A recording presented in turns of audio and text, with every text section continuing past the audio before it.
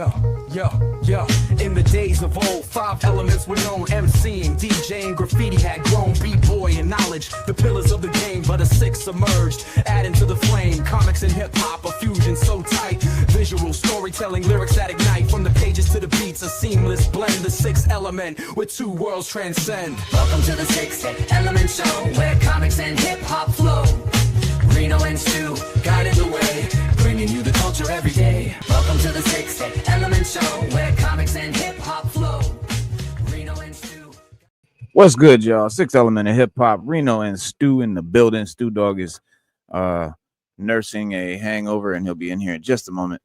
And we got a great show. Great show as always. You know what it is. 6th Element, how we do every Wednesday and every Saturday. If you're new to the show, if you're new to the channel, hit that like button, subscribe to us, because we do this, like I said, twice a week. We just have a good time, man. It's one of the funnest live streams that I've ever seen, ever been a part of, ever witnessed.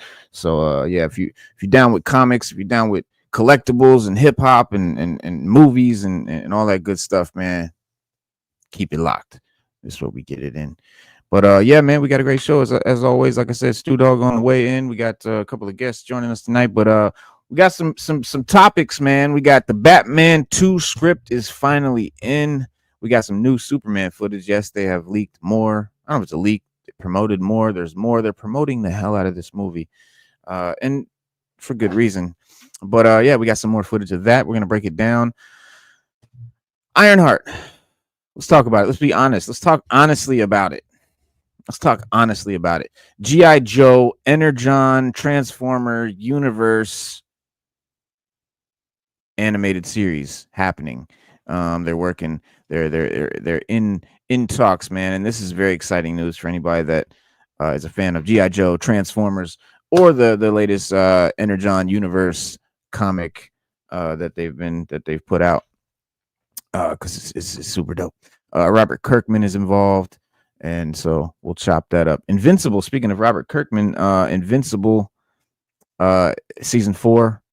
Great news. Great news that I think we've all been really waiting for. Spider-Man 4, Punisher, new characters, updates, Wu-Tang Clan's final tour. We're going to talk about that as well. Heat 2, Michael Mann's masterpiece. Al Pacino, Robert De Niro together facing off for the first time. It was a huge event. Heat was just an epic movie. To this day, you can watch it. And I was flipping through my audible.com because I love audiobooks. And I found Heat 2. And I'm like, there's no way this is real. I look at it. It's written by the same guy. This is official. Man, I read it. I listened to it. Phenomenal.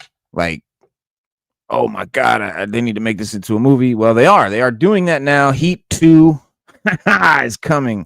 And we're going to talk about it. I can't wait. I cannot wait. That is something I'm super hyped for. Hang on. Got a message here from Stu Dog. What's going down? Here he is popping in. Welcome to the show, bro. Welcome back from the land of Far East. It's good to be back, man. Yeah? Yeah, it's good to be back. Be back on soil. On the soil. Oh, yeah.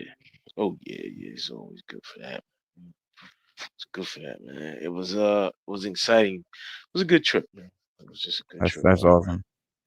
I mean, you came back in the last show, but you weren't really able to come on video because you had just I had bandwidth. Yeah, the bandwidth was. Yeah, you got to make a choice. Plus, plus our phones aren't compatible. Yeah, our phones aren't compatible with their systems. They have they got less bandwidth, slower speeds. Because they don't use the internet for entertainment like we do as much. No, it's more for an educational or informational thing. Yeah, more so. I didn't see a lot of they don't do a lot of streaming and TV watching. They watch what they watch, and it's just different, man. It's cultural. They get out more. And they still watch the same stuff we do. They got YouTube and all that, but they have like the Japanese version of YouTube. I mean, it's YouTube, but it's Japanese. Right, right. Um, and they have like they get out more, man. Like especially in the city. So like Tokyo, Yeah. imagine New York, but like 3 times the size. That's what Tokyo is like. So Oh like wow. um I didn't it's realize it like was that. bigger than New York. Yeah, Tokyo is huge, bro. Oh And wow. so you got to remember you have just as many people out like you do in New York. You know, Yeah. people out, they walking around, they getting around. So that's the thing with them that Tokyo is just that big. You got Tokyo Tower. Um, I was I wish I would have went to Tokyo Tower the day that Saturday when y'all did, because then I would have came on live and showed y'all, Yeah. how vast the city is, how far out it stretches. I know. Um, Well, speaking of what you could show us, man, I heard you did some Gundam shopping. You got some new joints? yeah, I'm waiting on. I had to ship them back. They were just I couldn't get them Mm, in a suitcase. Right? mm, You just can't. I could have gotten like the smaller, but I always wanted like a metal one, like a giant metal Gundam. So right. I picked them. I So picked them it's a up. it's a big statue. It's a big like figure, like action figure. Yeah, yeah, it's pretty big. Um, That's and cool. I'm just waiting on it to come. I'm Did you excited get, because I always did wanted you one. did you get anything that you could get into the suitcase? Anything you could get back that you could show us? Um, uh, nah, I got a bunch of stuff coming, but I did get this. Blam! Blam, bling, blam, bloom. So that's on the way. That mine arrives Monday. I was really hoping mine would have arrived today so that I could have showed you guys, but luckily Stu Dog got one and he's gonna break it down. That's the Frag Viper. Tell us about it, man. It looks fucking crazy. GI Joe Frag Viper. He's a new version. I mean, the original Frag Viper definitely didn't have a face like that. That is a real kooky face.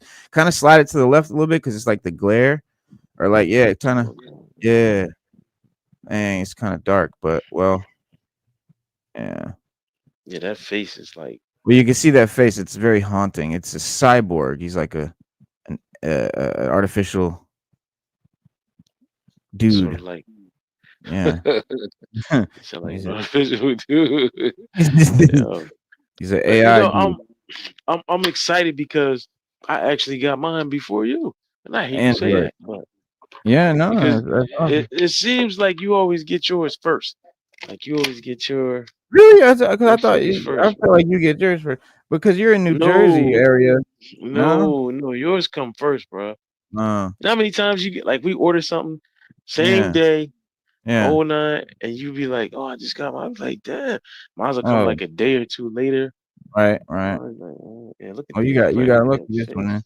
Yeah, cause yeah, mine will be here Monday, but yeah, that face is crazy. But that's not the face that we know from the '80s GI Joe toy. The face we know from the '80s GI Joe toy, the Mac, the helmet Yeah, that he got that's true. Oh, that's true. was. When I first saw the figure, I vaguely remembered the Frag Viper, and I was Oh, like, "Man, really? wait a minute." Yeah, Yeah, I because totally remember him because I remember how much I didn't like him. I thought he was terrible. I was like, "What design is this?" His suit was just brown, like a brown jumpsuit. There was nothing to yep, it, very little yep, detail, and it just yep. didn't make sense. Like with the head was all cyborgy and sci-fi, and then the suit was just like a burlap sack. I didn't get it, but Yes. Classified has really improved it. I really dig it now. And that's the Plus, main reason why I bought it. yeah, and the way shit goes, bro. Like, there's so many things that I didn't care for as a kid that I would love to have now. You know what I mean? Like, I just had a different outlook on shit. Like even Crystal Ball, right? Crystal Ball, I hated Crystal Ball, but now I really love Crystal Ball. I really appreciate it. But You as a kid, hated it? Are you serious? You bro, I hated didn't. Crystal Ball? If it didn't have a ninja mask or a helmet with it that looked like a ninja mask or something like that, I didn't. It was not my favorite. Or a beret, like a cool beret. I fucked with like Falcon and Flint. Those are definitely cool. Like anybody with a cool, you know, helmet or mask of some sort. Those were my favorite Joes. I look back and I realized as a kid, they all had masks or helmet or some sorts. I really liked the villains. the most for that reason. They always just looked cooler. Of course, they always had the cooler designs, but you know, You kind of got a I point grow there out of it. because you kind of got a point because back then we were in the ninjas and ninja magic. That was the Everything thing was back ninja. then. Yeah, everything was Ninja ninja. magic. Yeah, you're Zen. right about that. Yours. Yes. Oh, ninja. That's You're fucked up. right. I'm So, not making fun of Japanese language at all. I just ninja magic. Ninja magic. remember the movie Revenge of the Ninja? Oh, that was my favorite. Shokosuki. Yeah, and that was Shokosuki. dope. That was dope. Shokosugi was an amazing dude. He was always in all the ninja movies. He did that. He did Revenge of the Ninja. He did Pray for Death. He did Ninja. He did Ninja 2 and Yeah, Ninja Ninja 3: The 2, Domination. Domination. Was he in Domination? Was he in 3? Remember it was a chick. Yeah, it was a chick. It was Right, a right. girl. It was a girl that Yeah, was the bad guy, right. but he was the He was the good he ninja. was he was yeah, he was a good ninja. Like she was possessed by like a ninja spirit. And Right. she was going around assassinating everybody that didn't get assassinated in the movie before. So Yeah, right. People it be was sleeping on. Yeah, bro. I forgot, I literally forgot about that movie. And I was Well, the Frag watching Viper. Oh, you something one you day, saw it recently? and yeah, I saw like a clip the other day. Mm. So Mr. Frag, Yeah, Frag I is got dope. both of his both of his pistols in. I wish Raw Nice. Talk was here because I know he's probably got the original. Mm-hmm. We could do a comparison. Yeah, he has. Raw Talk literally has every figure that they ever made. He's got the mailaways, the order shit, the fucking underground shit. He's got every figure they made. It's a great accomplishment. It is. It really is. He put in some work. To get all Yeah, that, he had to put in some work. serious work. Yeah. But I mean, there may be like a variant or two he doesn't have, and I don't think he's got like the Brazilian versions and shit like that. But he's got every character. But yeah, man. Without further ado, man, let's get into it. Oh, okay, yeah. Wait, we got more Frag Viper to look at. So that thing he's got, it roll that tube like a frag grenade rolls down that tube into his highlight machine this thing that he throws the grenade with. He throws it like a highlight. What do they call it? I don't know what they Miami Vice that you see him throwing on Miami Vice. Well, it's called highlight. The sport is called highlight, but I don't know what the tool, what the equipment they use is called. But the sport's called highlight. It was very, very popular in the 80s. Balls flying at each other 1,000 miles an hour and shit. Crazy, very dangerous sport. But he's throwing frag grenades with it, so he's launching them things. You can see the frag grenades right there. Yeah. Inside the backpack. And then this is the frag grenade with the effect. Oh, cool! Like a smoke effect coming out of it. And that goes. You can actually put that on two ways. It goes on here, so you can put it on here to make it look like it's flying off. Ooh, that's dope. That's cool. Or you can push it back. There's two holes. Push it back. How far out?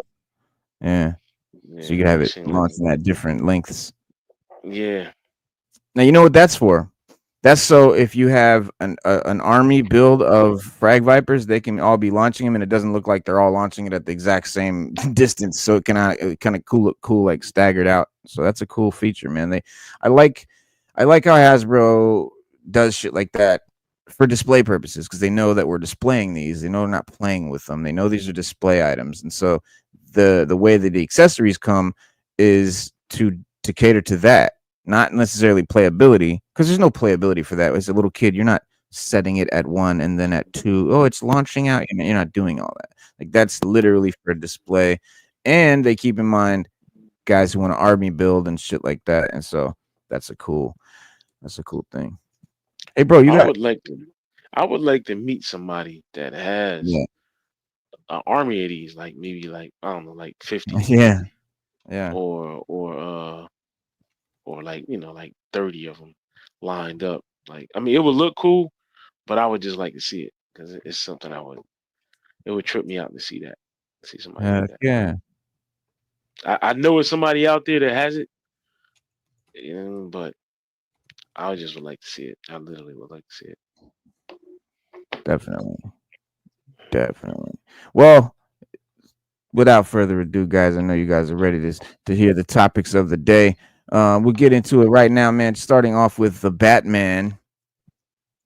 The Batman. It's finally happening. We've been so worried. We've been concerned that the Batman was gonna maybe get canceled or delayed indefinitely, blah blah blah. But the Batman 2 script is in. It's completed because the script was never being done, and it's years and years later. And we're like, hey, where's the script, Matt? Even James Gunn was like, I don't know where the script is, but he always said, keep faith, don't worry. He's writing the script. He's gonna turn it in. He said Matt's just slow, and some people believed him, some people didn't. I believed him, and it paid off because DC fans finally got some good news for the future of the highly anticipated The Batman sequel. Writer-director Matt Reeves shared a photo of the completed script on Friday. After several delays, Variety has confirmed the script is finished, but partners in crime, fighters, Reeves wrote on Instagram. He wrote partners in crime, fighters, talking about him and co-writer Mattson Tomlin. The first page of the script is blurred out, but there's very clearly a Batman logo at the top. The image, like I said, comes to us from X, I believe, not Twitter. Let me just see here. Let me throw it up. There you go. So that's it right there. I mean, that's the script, guys. There it is with the Batman logo sort of superimposed over the top. But there's him in the background, him and his co-writer Matt and Mattson. Doesn't say Matt Reeves and Mattson Tomlin. Matt Reeves and Matt Tomlin. There you go. They wrote it. There you go. Boom. And that's it. There's a script. It's done. But it's been a long wait for the update. The Batman Part 2, which originally announced, it was April 2022, a month after the movie came to theaters. It was that good. It was that, like, bro, that movie was so good. People were doing backflips. They really should have rode that momentum.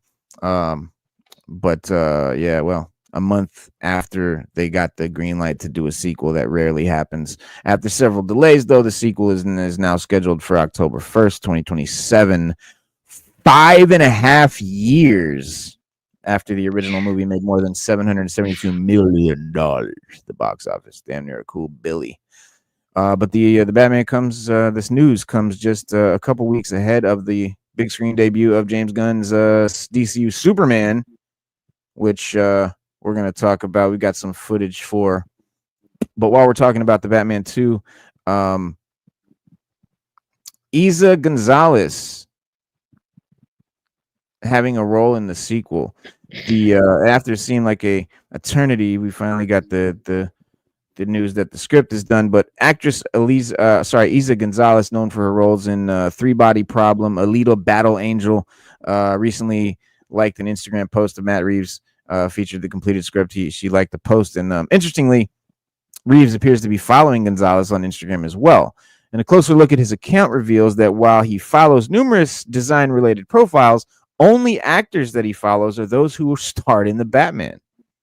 So Gonzalez was once a strong contender for the Selena Kyle role against Zoe Kravitz. Zoe Kravitz eventually got the role and got to play Catwoman, but Gonzalez was definitely up for that role. And you know, she openly shared the screen test that she did, you know, to audition for the role, and she was quite disappointed that she didn't get the part. But could Reeves have been impressed by her talent and now considering her for a different role in his upcoming sequel? It's interesting because you can see the connection between them on social media. They're liking posts and following each other and stuff like that. So it's a good sign. But this is her, if you don't know. And Corey Adger, salute, peace. Oh, yo, thanks for the super sticker, my guy. Yeah, man. Speaking of super sticker, man, thanks for that, Corey, man. We really appreciate that. And we just finally, Sixth Element, we started our memberships. So memberships are now available. Perks will be coming, down the road. But yeah, that's happening. So we're doing things, man. We're developing. We're definitely developing. But here she is, man. Matt Reeves followed her a few days ago, and he only follows actors involved in the Batman. She could have a role in the Batman too. No, that I want. So Yeah, you know she's what? off. I wonder why they didn't pick her for Catwoman. She's Yeah, I mean, why? I mean, Zoe Kravitz got it. I'm not mad. Zoe Kravitz is great, no, I'm not but either. yeah, And but she, to me, she seems more like yeah, Catwoman. Like she would be like a yeah, Catwoman. yeah, Maybe he would. You know what? Eartha Kitt played Catwoman, and I think maybe he just wanted yeah. to get like A black Catwoman. a black Catwoman like we had in the '66 series. So like that would be notable. There she is. I don't know. Yeah, she would have made a great Catwoman. She was in Bloodshot, Ash, Ministry of Defense, Baby Driver. Those were all really good movies. Three Body Problem. I haven't seen these. She saw her in something else though. They're not listing. I just saw her in something. I can't think of it. But anyway, Yeah, that's she her. wasn't. She's in something though. I just saw. I can't remember either. What's she in? It's on the tip of my tongue. Yeah, we'll figure it out. Man, I really do wish she would have played Catwoman, but I I don't know if know. she could play. Maybe she. I don't Oh, know.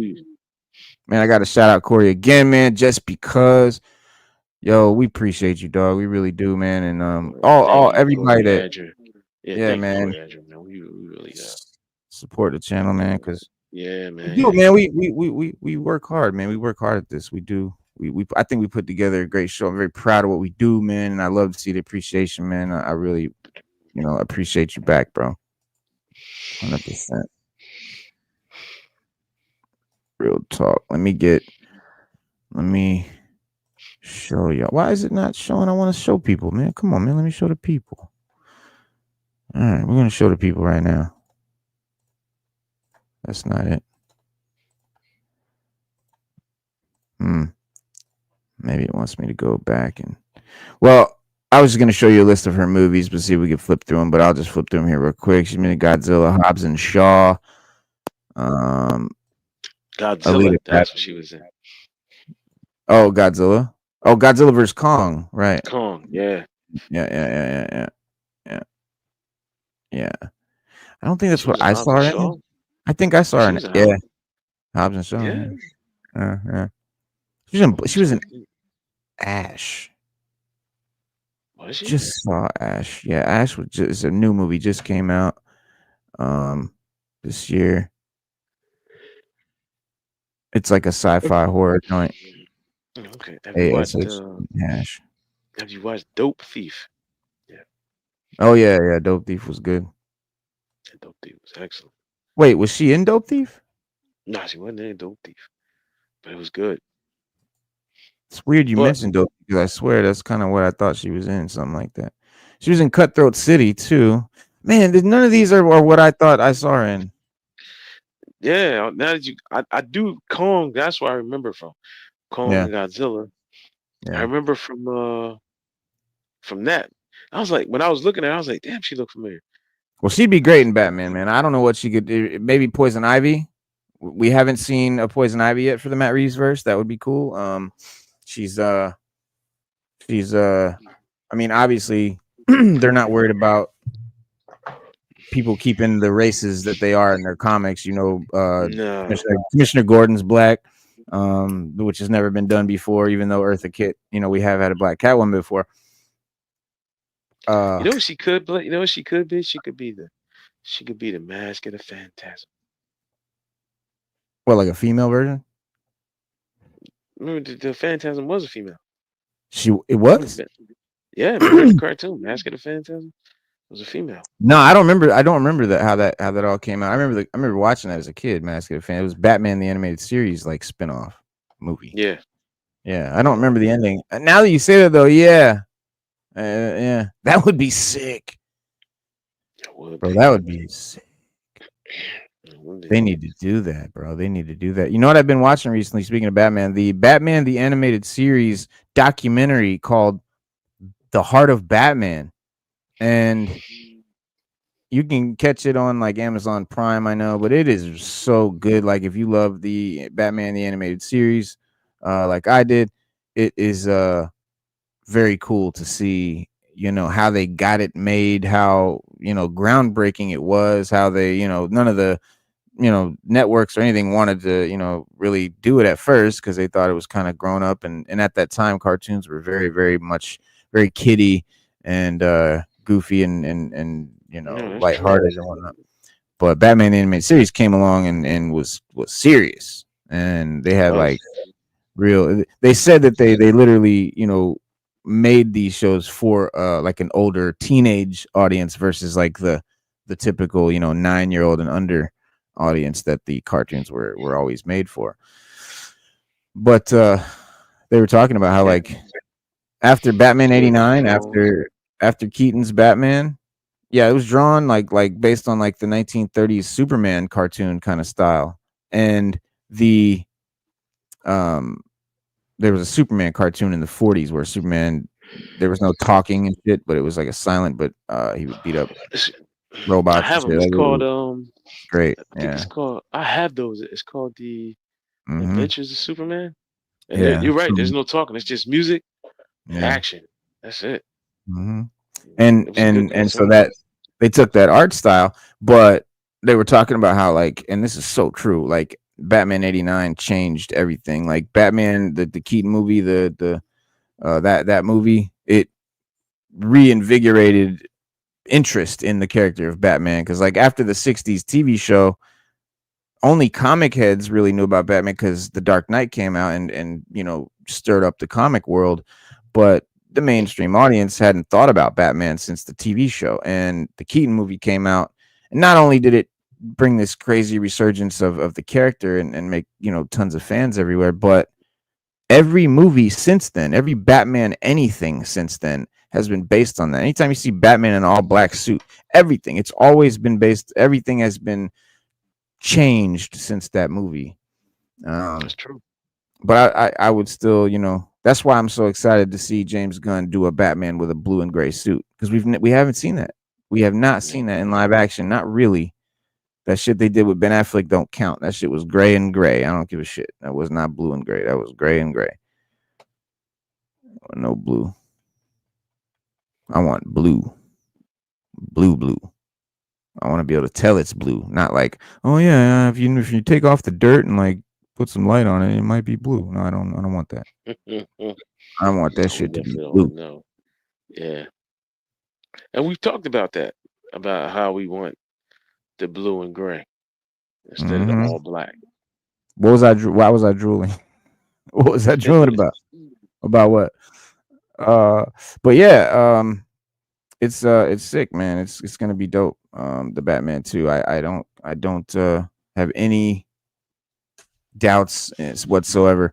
But the new, like I said, James Gunn addressed, you know, fans on the Batman, on the outrage over the fact that it hadn't been done, and what's been going on and the script delay and all that. He said, "Listen, we're supposed to get the script in June. I hope that happens.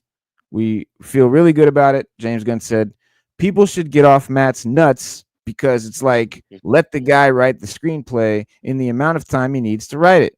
That's just the way it is. He doesn't owe you something because you like his movie. I mean, you like his movie because of Matt. So let Matt do things the way he does." Bang. And I was like, yeah, Gunn, man, tell him about Matt's nuts. He added, "I'm irritated by people. I mean, it's just that thing that people don't need to be entitled about. It's just going to come out when he feels good about the screenplay. And Matt's going to give me the screenplay until Matt's going to give me the screenplay until he feels good about the screenplay. And that's because he knows Gunn don't want that shit. Gunn don't want that shit. If it's not good, if that script ain't dope and doesn't impress the fuck out of me, I don't want it. We're not filming it." And that's something that Marvel never learned from. Marvel, once they decided we're gonna do this, and this movie, and they announced it, Now, no matter what, script or no, they'll start filming them motherfuckers as they come. And it's like we end up getting crap after crap after crap after crap ever since Endgame. And that's exactly why they don't care about scripts. They didn't care about the writing. They just cared about churning out the machine and putting out more superhero cash cows until they, damn near ruin the genre. But I think Gunn's back to save the day, as Batman and Superman does. And yeah, and speaking of Superman, we got that new footage for y'all. Let's crack it. I'm excited for this movie, man. I really am. Yeah. I'm not listening to the critics. I just want to see it. Well, you know who I am listening to? I'm listening to people who like seen the joint. And there's people who have seen a lot of the movie, and early reactions have leaked online, and fans are calling it unique and damn beautiful. Are some of the quotes. But the first 30 minutes were shown during a show in Brazil. They showed the first 30 minutes, a special promotional event for the film. I'm telling you, they're promoting the hell out of this movie. And like I said, for good reason, because this movie has to do good for DC to have a movie universe moving forward, for Warner Brothers to back it and all that. But and I'm sure there was an embargo in place, but it looks like several fans, too excited, accidentally broke it. And no worries though, because the first reactions are very positive. He says, "No way I saw the first 30 minutes of Superman after feeling so hopeless the entire day. Needless to say, it was damn beautiful. Time absolutely flew by." This guy says 30 minutes Superman is so fucking good, a fresh new perspective to take on the character. David is so good, switching from Clark to Superman, and the chemistry with Rachel. We've seen a lot, and yet we haven't seen a lot. One fan praised, "I got the chance to watch the first 30 minutes of Superman. It was amazing. Gunn has done it. Super stoked for this one." Then we got, "Holy, just saw the first 30 minutes of Superman. The fly scene is unique, and you can feel the speed of Superman. IMAX is a must for this movie." I definitely want to see this in IMAX for sure. But yeah, people are saying exactly what I expected them to say, and this is what I thought. And one fan was like, "It's like Superman 2 on steroids, and very big and silly and just dope." That's high praise. That's a major, I'm looking for the words. That's very high praise. Because Superman 2 is before Man of Steel was like the best Superman movie that was ever made. And Man of Steel, even now, still I would consider Superman 2 really good. Like up there. Yeah. Man of Steel for me is just my personal favorite because it just introduced me to a Superman that I could believe was real for the first time. But I get everyone's complaints and stuff, but a lot of people really love that movie, whether you liked the rest of what the DCU did or not, which I really didn't much at all. But the Man of Steel movie, it made me a fan of Superman. It made me start looking at comics and checking out this character that I thought was just this corny, infallible Boy Scout that was just boring and had no nothing to him. But Man of Steel showed me that there was more to it, and I discovered that through the comics, there's much more to it, and this character is actually not that lame and boring, and so I'm excited to see what a comic nerd who's a fan of comics and likes DC comics and knows about Superman comics is going to do with a movie. Because, as great as Donner was and all the Superman movies before it, those guys that made those movies weren't comic nerds. They didn't have collections. They didn't read comics. This guy, James Gunn, literally has a comic book collection, literally reads comic books, doesn't just collect them for money. He literally reads them. He is just like us. So that's why I'm excited to see his take on Superman, because Superman is not that corny, not as I thought. But this guy said, Aston Elaborate, the inside said it's very silly and very big. It's also, I described the final film as a live action episode of Superman the Animated Series. It's very Silver Age. It's got a lot of those sci-fi tropes. It's big in spectacle, drama, and laughs, but more importantly, it's big in its heart. It's a very earnest film. Someone finally got Superman right. Ooh, that's beautiful. That's what we want to hear. Because, yeah, I mean, after Man of Steel, it opened up the conversation. Whether you like Man of Steel or not, it opened up the conversation, and is the reason we're getting a DCU James Gunn Superman. It's the reason that we're talking about what is the perfect Superman then. What does the perfect Superman movie look like then? Because that's hard. Only certain only certain people like Superman movies up until Man of Steel. Man of Steel, all kinds of other fans that didn't like Superman before became a fan of Superman. So whether you like Man of Steel or not, it brought a whole bunch of new people to the fan base and opened up the conversation and made guys that make movies want to make another Superman movie and get it right. Here we go.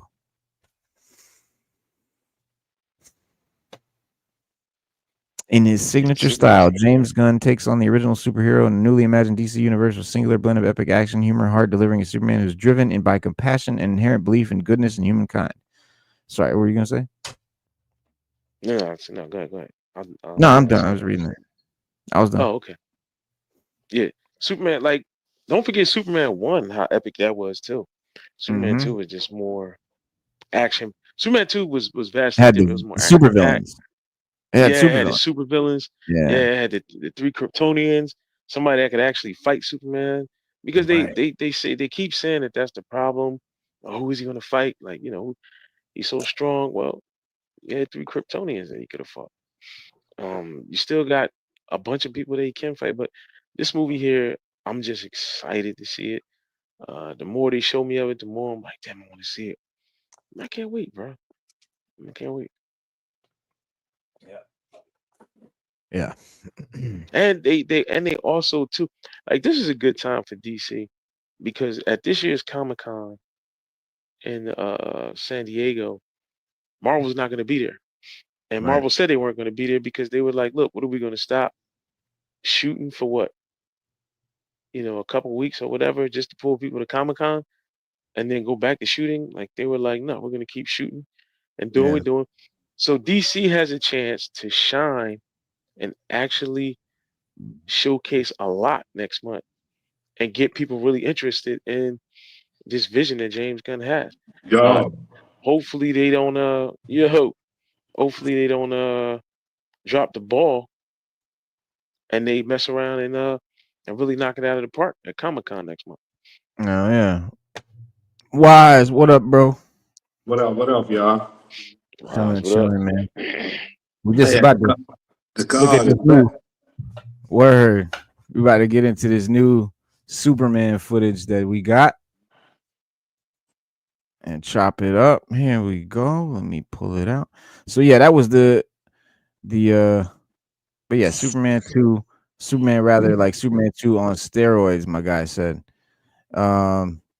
And James Gunn says that we'll be seeing the Man of Steel again sooner than we think. So it's not after the Superman movie. We don't have, because there will be a Superman sequel, but what the fuck was that?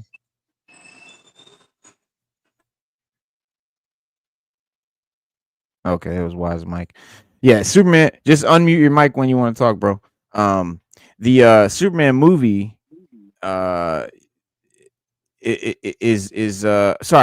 Superman sequel is not the next time we'll see Superman. He's actually going to do a cameo in the Peacemaker show. So that's interesting. According to Gunn, Corn Sweat Superman will appear in the Peacemaker season, in the second season of Peacemaker. He said he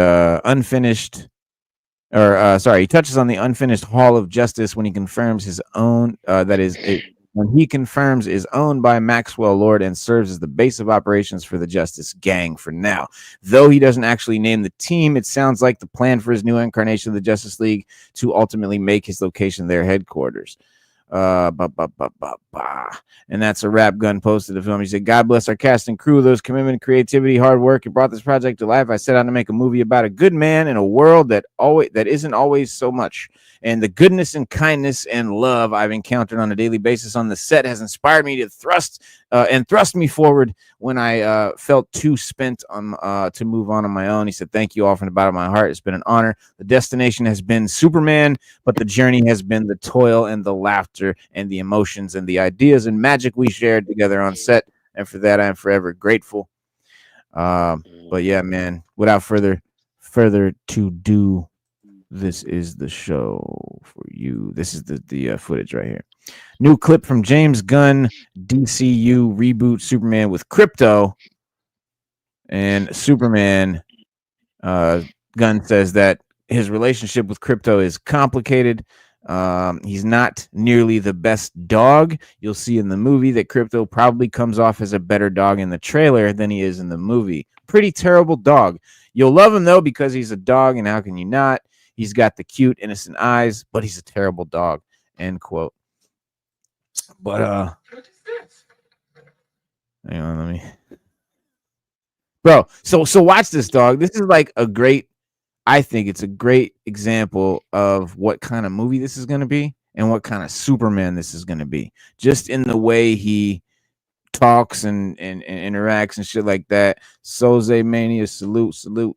We got hang on, let me share this screen right, y'all. There we go.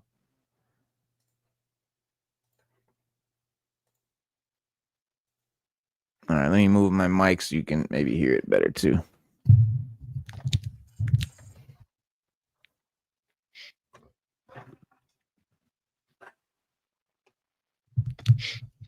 There we go.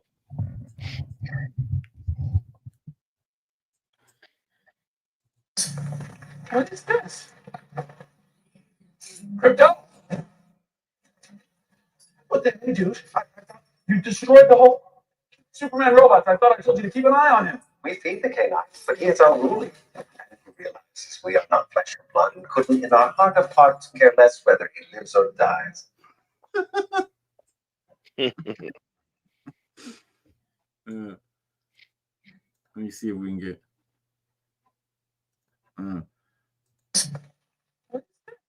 He said, "What is this?" Krypto! What the hell, dude? You destroyed the whole. What the hey, dude? Superman robots. I thought I told you. It's hilarious, bro. He refers to them as Superman robots. Man, I don't know, but like I can tell what kind of movie this is going to be now. It's definitely not taking itself so seriously, which has always been my biggest complaint with Superman movies.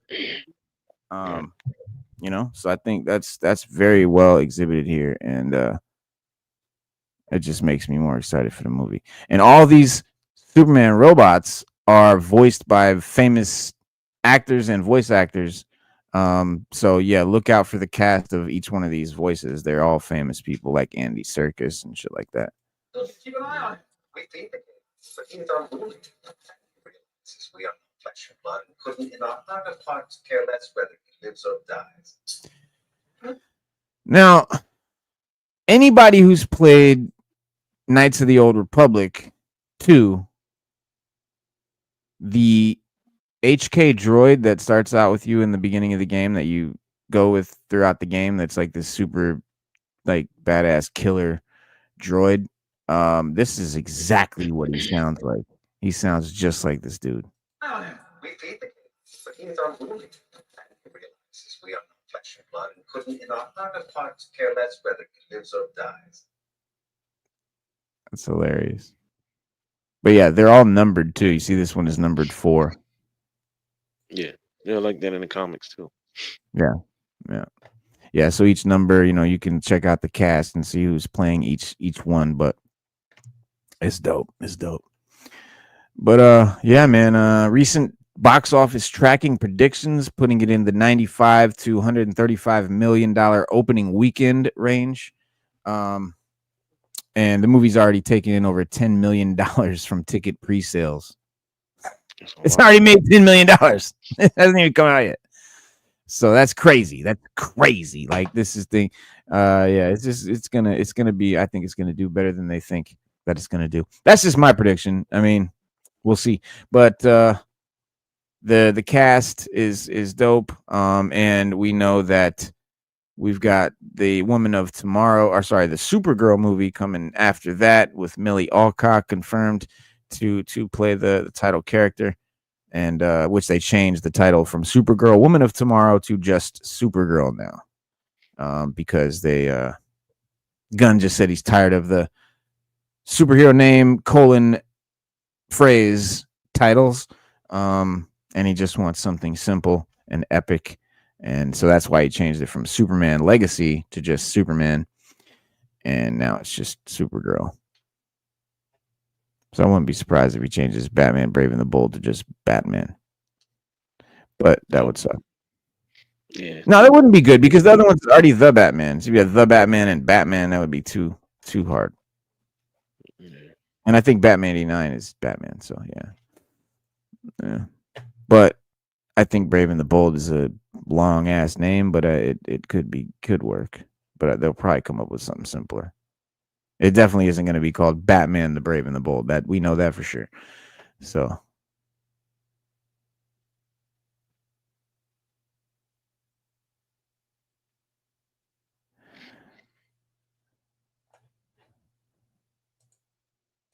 what do you think about the footage, man? I loved it. It got me more hype. I wish like now I'm even more hyped to see the movie. Mm-hmm. With crypto. What happened to Wise? What happened to Wise? I don't know. Maybe he had connection issues or something. Should be back. I really listen.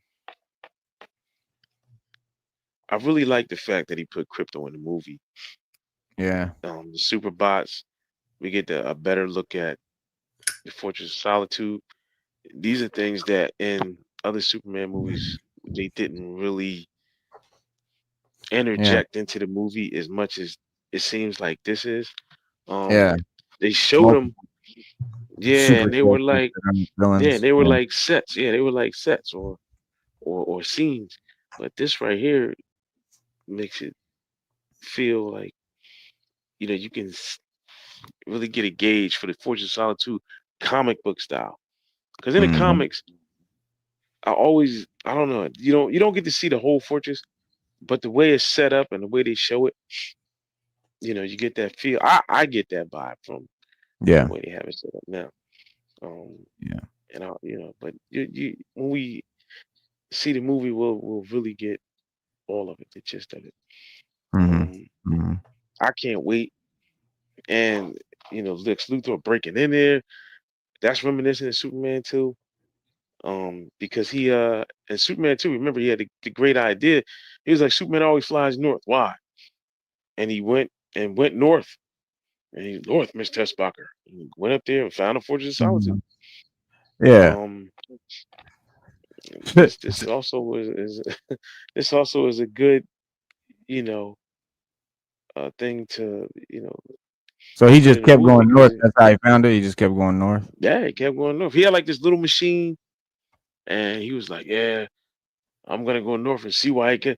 Every time he's done doing he flies due north, and he went north and they ran into the Fortress of Solitude. And he went inside and he started messing with the crystals, and Jor-El popped up, and Lex Luthor started assimilating the information that he was getting from it. And he found out about the Phantom Zone, and the Phantom Zone breaks. The three villains get out. Rest is history. They call, Zod made Lex Luthor ruler of Australia. It was it's just good, man. It was dope. I don't. I know we're gonna get some people gonna hate on him. Oh, I hate Superman. Gotta have him, but for the most part, this is a fresh, new take on it, and I'm ready to embrace it. Hell yeah. Sorry, man. I had to. Did that even do anything? What do you mean? Fuck.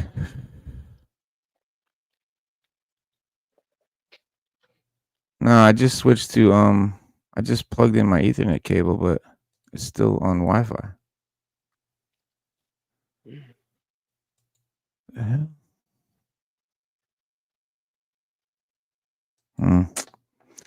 might freeze up for a second. If I do, I'll be right back.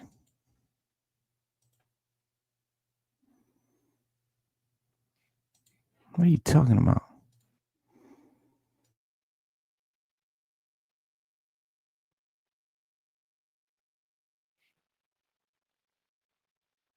So yes. All right, I'm back.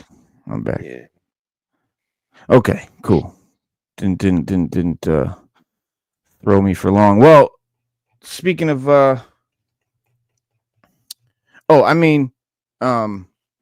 so yeah, the Superman thing is dope. Superman's dope. It's gonna be dope. It's coming out next month. We know that. We're gonna get to see that very, very soon.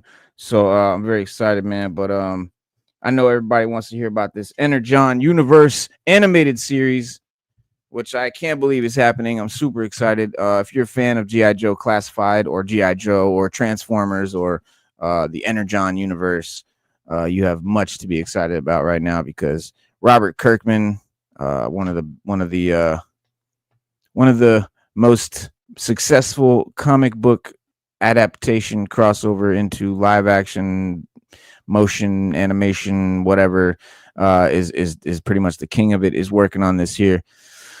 The Transformers book itself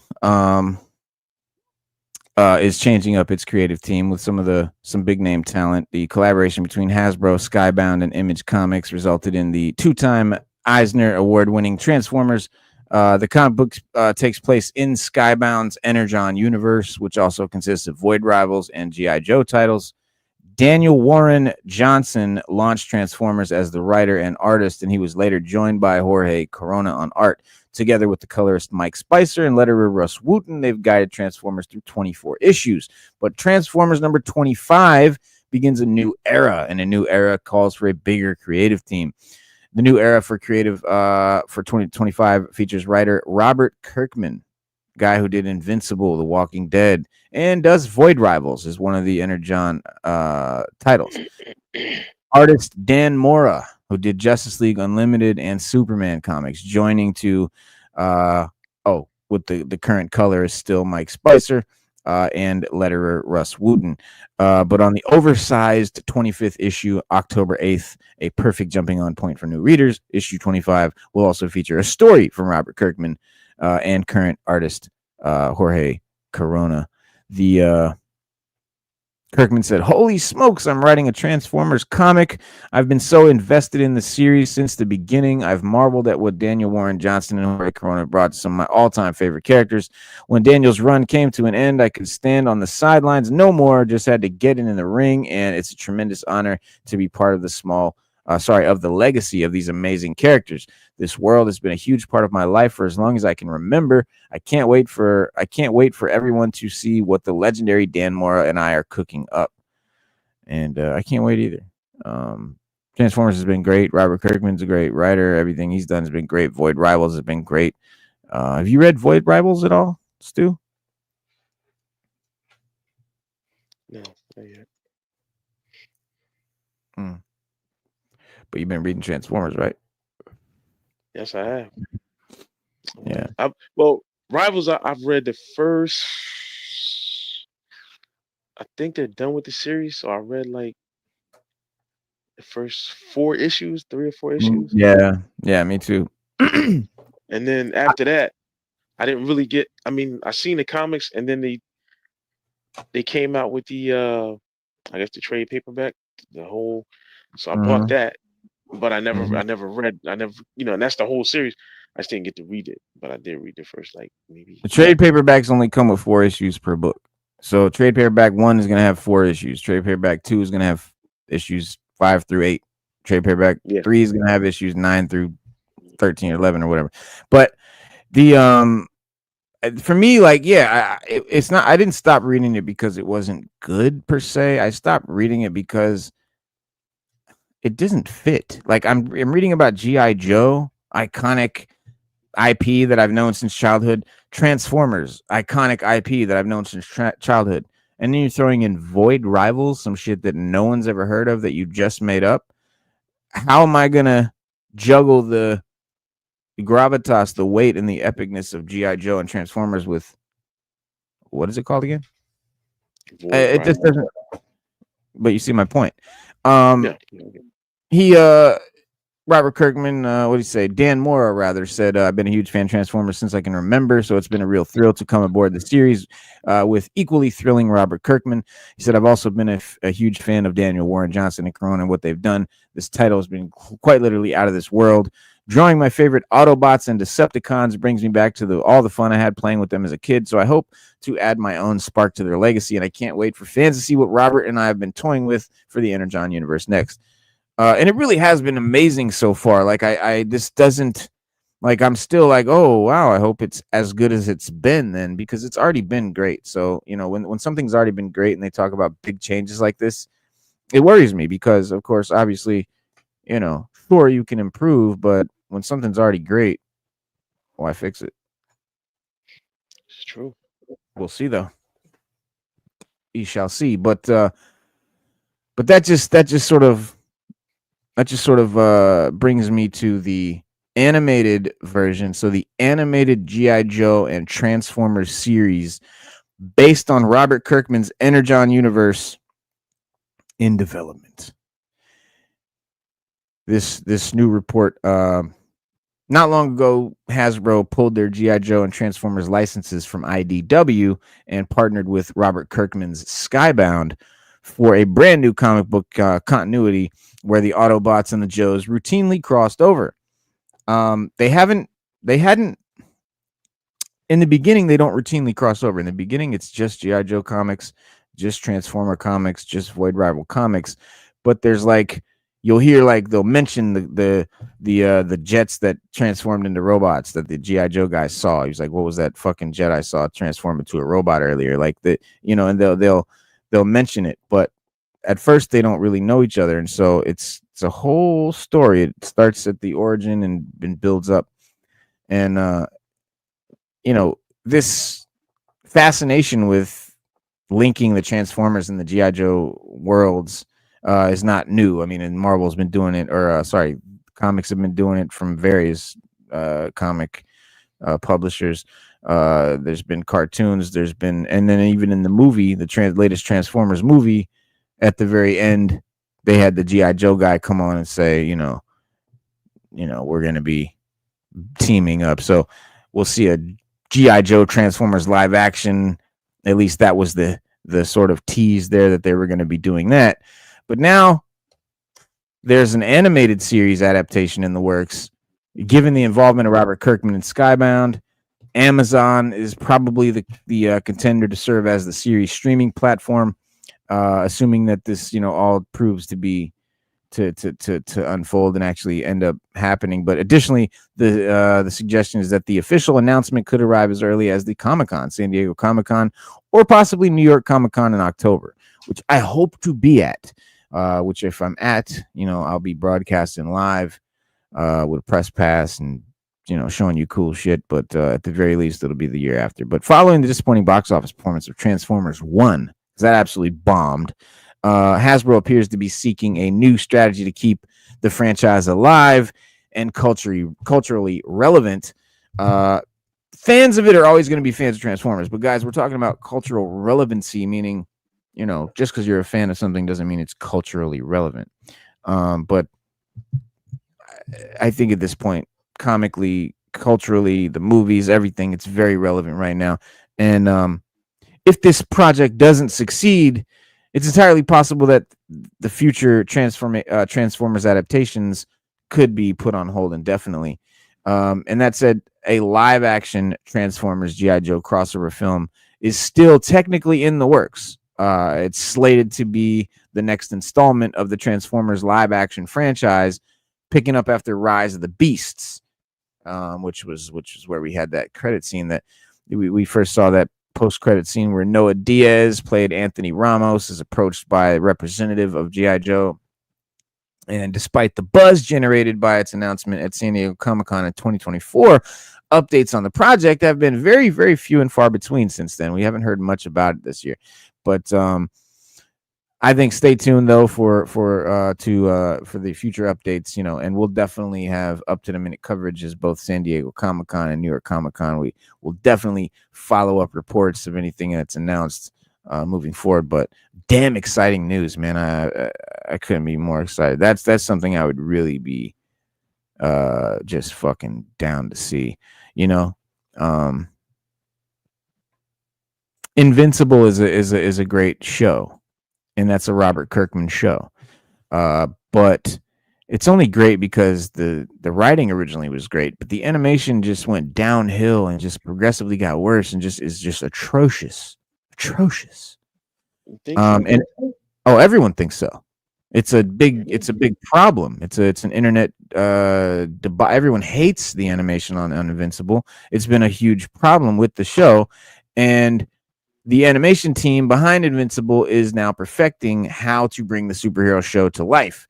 And I'm getting more and more impressed with each new season. But debuting in 2021, Invincible became one of the boldest takes on on the genre to come to TV, based on the comic of the same name, super gory, super, visually graphic. And, Robert Kirkman created alongside Corey Walker and Ryan Otley. But it's only grown more ambitious and visually inventive on the creative side. The animation process, likewise, is becoming more refined, though, largely due to the work going on behind the scenes at Skybound Entertainment, which has made most of the show's large bench of global animators and cutting-edge tech. But during an interview with Screen Rant, head of Skybound Animation, Marge Dean, VP of Production, Alex Teslick, and animatic editor Lindsay Myers discussed the unique learning curve that comes with Invincible. The discussion to shift away from the CGI of the first season and how the show continues to streamline the animation process heading into Invincible season 4. And Invincible, very different from anything else on TV, but the format allows the show to take on impossible visuals, even as it remains painfully, a human show. But the extended runtime is a big reason for the unique vibe, and it also allows the show room for both the character-driven and drama, and the high-octane action. But for the entire team, the unique runtime of the animated show is one of the most challenging aspects of making Invincible, because most animated shows are half-hour shows, or even 20-minute shows. Like animes are only 20 minutes. Like anime shows are only 20 minutes an episode. Spade, salute. What's going on, fellas? Welcome. Hey, what up? Man, What up, dude? you just missed the Superman footage, man. So did I really miss much? It was just a little clip, little couple second clip of him yelling at Crypto. But Hey, what's up with him yelling all over the place now? We were checking out. I said, what's up with Superman yelling all over the place now? I saw the trailer the other day where he was like in Lex's office yelling because I guess Lex dog napped Crypto. And I'm like, you don't really yell like that, dude. I don't know. I don't think I see that one. But yeah, he both Dean and Myers concurred with Dean, noting he said this was really the first hour-long series I've ever worked on. He said the biggest surprise was the realization that doing an hour long is way bigger than doing 2 half hours. It's not as simple as 2 half hours stuck together. He said, I'll admit, in my planning for the show, I made that assumption, and it'll just be twice as long as a half-hour show. It's not. It's more like 3 times more, even 4 times more. So everybody has been complaining about the animation. That's been a huge bone of contention for the show. Everybody complains about the animation of Invincible, saying that, it looks great, but, as soon as they move, and it's very much like freeze frames, like a lot of just the guy's frozen and you see his mouth moving. It's just very poor. And then like when they do move, it's just very choppy. It's just terrible animation. Some of the worst animation of any show, any modern show. But the reason being is because they're hour-long episodes. They're trying to get each season out a year apart, and that's very difficult with animation. It's not like making a live-action show. They literally have to film each frame. You know what I mean? And so that's why the animation suffers, is because they have to do less frames. And so a lower frame rate, anyone that plays video games knows what a lower frame rate does to animation. But he says, hang on, let me mute that mic real quick. Stu, I'm going to mute your mic real quick because it's popping and crackling. Snap, crackling, popping. But it says, even just in the storytelling, the scope of it, if you're going to carry people for an hour, the scope has to be huge. He says, she said, it's a surprise. It's definitely a different beast. I'm kind of surprised how quickly I got used to it, actually. With the tools at their disposal, the three are all looking ahead to the upcoming 4th season. And Dean explained, he said, as we continue to perfect our pipeline, not just the technical one, but the creative pipeline as well, we keep amping up the skills of our team. So I'm just excited. There's so much to be excited for with the characters in the story, but I'm personally just excited for how much we've amped up the quality of the animation to another level. It's my intention, and I share it with everybody, that we improve with each season. We know what's coming in Invincible 4, and it's going to blow people's minds. End quote. So I can't wait. That's really been the only complaint that everyone has with this show, is the animation. So if they solved that, they've got an incredible success on their hands. And if you want to know what good animation on Invincible will look like, look at this last recent season, the fight he does with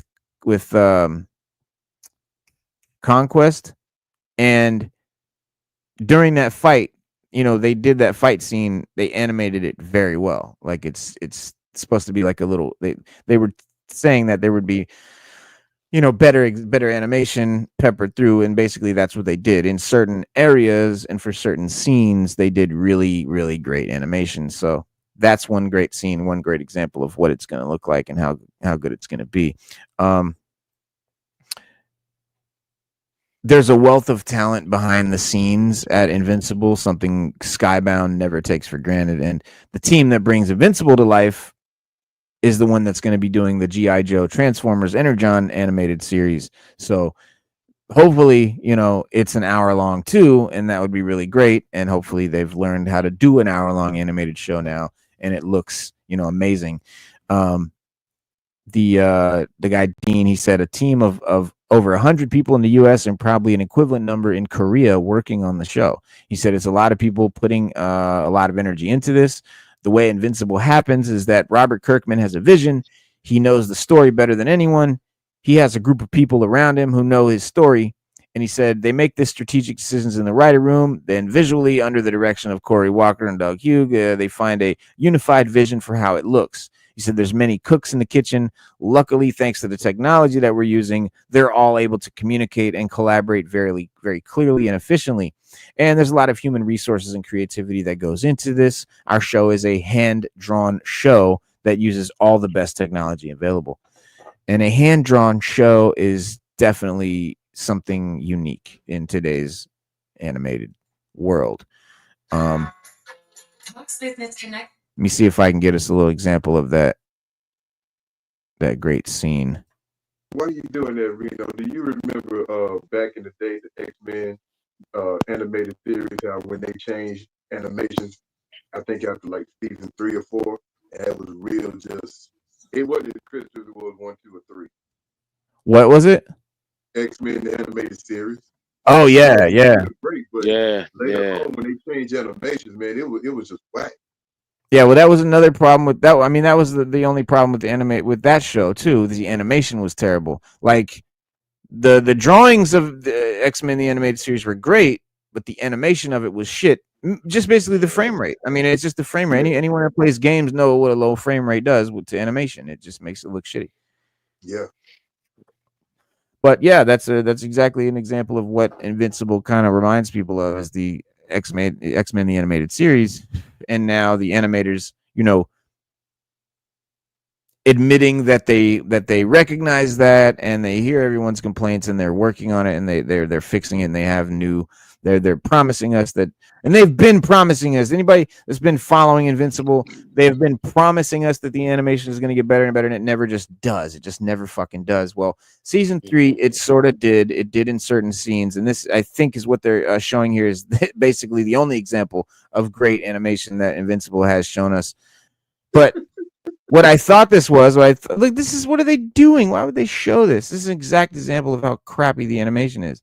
But what I was hoping they were going to do is as soon as he stands up here and they start to fight, the animation gets amazing. It really looks good. It reminds me of like a great anime fight scene, and it just really came across great. But for some reason they didn't show it there, but I was hoping they would. But check that out. But that's what I mean.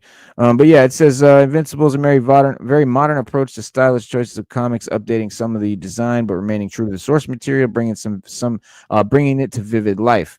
Teslick noted the fans would be surprised to learn that most of the show is created with an Adobe Creative Suite. It's inaccessible to nearly everyone. Storyboarding doesn't happen there. A lot of other parts of the show. The editing is in Premiere, and the entire show is composed in After Effects. That's pretty crazy. Like Adobe Creative Suite, Premiere, and After Effects, anybody can buy these and do that. The show also utilizes a Clip Studio Paint, a fairly accessible animation software. While the animation and editing software might be readily available, it is extremely talented artists across the United States and South Korea who bring it to life. The sun never sets on Invincible. Tell explain. As soon as we're going to sleep, the Korean team is waking up and getting to work. That's how they get this show done in the hour that, or in the years, that it takes between seasons. Is like they said, round the clock animation. They never stop. It's the only way they could get it done in that amount of time. The deceptive depth of the animation is something that still catches Teslick by surprise. It's surprising how difficult it is to draw this show. The characters are deceivingly simple looking, but they're difficult to keep on a model. Hats off to the creative team. They spend a lot of time making sure how they always look right, and that's much harder than it seems. It takes a high level of draftsmanship. The creativity, communication, and collaboration have been serious boons for Teslick, who has been a veteran of the animation industry for 20 years. He said it's been an absolute breath of fresh air to move as quickly with the support of the entire management team as I have. Super grateful for that. Skybound's always working on ways to bring Invincible life. But yeah, I mean, I'm excited. It's been a long time coming. We've been waiting for this, and now that they're finally, talking about it in interviews, addressing the issue of the poor animation, and talking about that they're improving it, and people are gonna love it. This is great. He said, "We know what's coming for season 4. It's gonna blow people's minds." Yeah. That joint on DVD, man.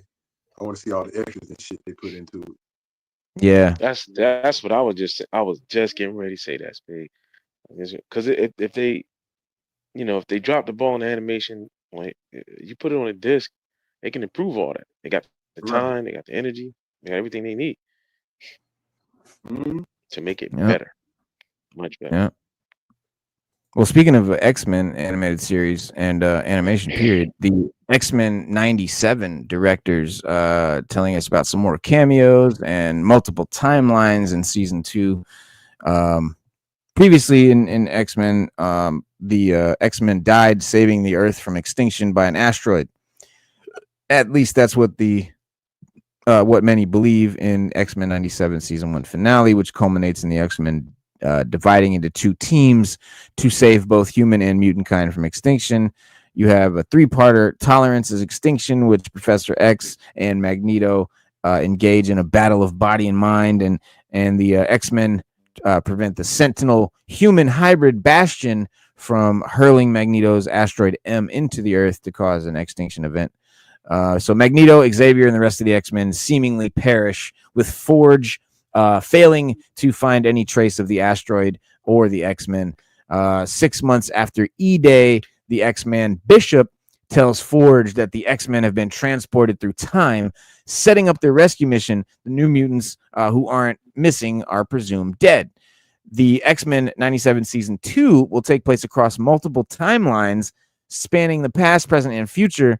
It's going to go ancient Egypt, like the year 3000 BCE. So you can expect En Sabanur, Apocalypse, and then there's the future Apocalypse, the year 3960.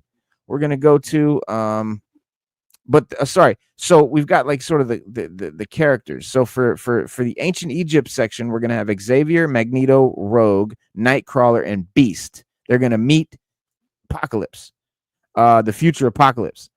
And then in the year 3960, Cyclops, Jean Grey get to meet a young Nathan, the future Cable.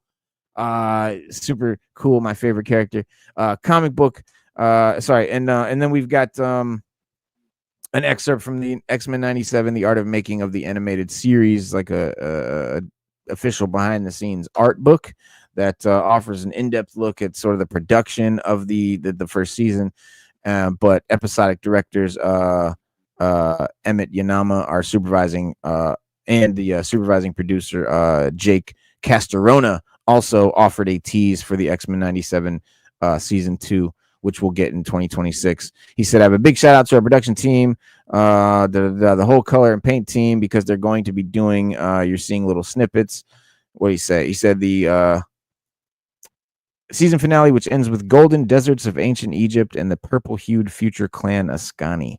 Season 2 is going to be some of the most beautiful work I think that we'll get to see in episodic TV animation, just as far as what the color and paint team is doing for environments and designs. He said there's going to be some jumping back and forth between past, present, and future. Friends of Humanity, Graydon Creed, Son of Sabretooth, and Mystique edging ahead in political polls, and extremists preaching the second coming of Magneto. Meanwhile, Wolverine, played by Cal Dodd, and Storm are among those unaccounted for by the end of the season. So he said, I'm really just excited for what our internal team is doing to help differentiate all but good stuff. He said, and I'm sorry you guys are going to have to wait to see it, but let us bake the cake. It's going to be a while, but that's how animation goes. Sometimes in 2026. So, which, 2026 begins like what, 6 months from now? Yeah. So we're like halfway there. Yeah.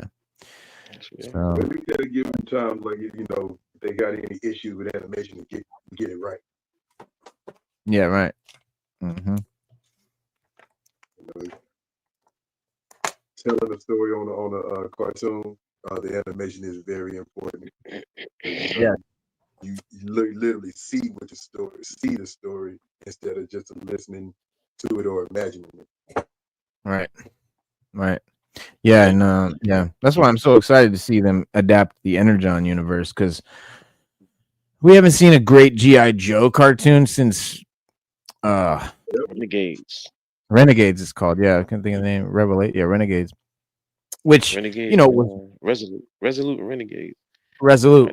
That's the one I'm thinking. Resolute is the one that I thought was great. That was a great one. Yeah. Resolute was insane. Resolute had everybody like buzzed about G.I. Joe. That made everybody interested in G.I. Joe. Yeah.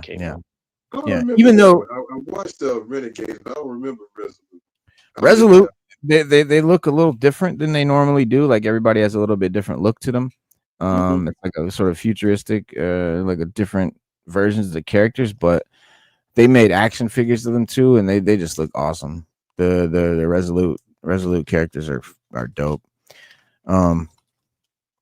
But Energon, the G.I. Joe Energon characters, the designs are all based on the G.I. Joe classified designs.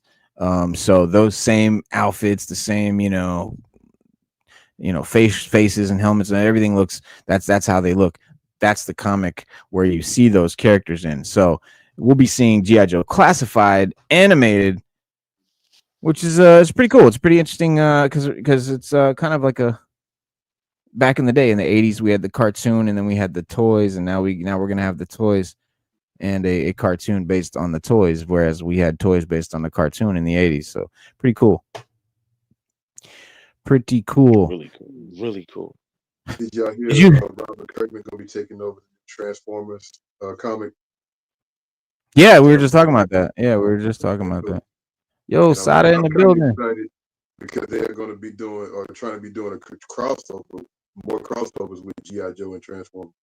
Yeah. With kids with our toys and shit. Well, that's what we were just talking about, the Energon universe, which is the G.I. Joe classified, like I said, versions of the characters, and it's a crossover with Transformers and G.I. Joe, and it's Robert Kirkman. It's a comic series that's been going on for a while now, but it's super dope, and so they're making an animated version. But Stu Dog, you got a bail already, man? That's good. You got a bounce? Yeah, about 10 minutes. Yeah, about 10 minutes. Oh, okay. All right. But so did you guys see IronHeart yet? I haven't yet. Yes, I have seen it. Yeah. It's tough. It's tough to get through, but I've seen it. You didn't? I mean, but then again, listen, I can't really rag on it. I can't. I'm not gonna rag on it because this is. I'm gonna tell you why. You set yourself up for failure, and that's what I did. This is stuff they filmed already, and they knew it wasn't that great, and they gave it to us anyway. Yeah. They gave us 3 episodes, and they're gonna give us 3 more.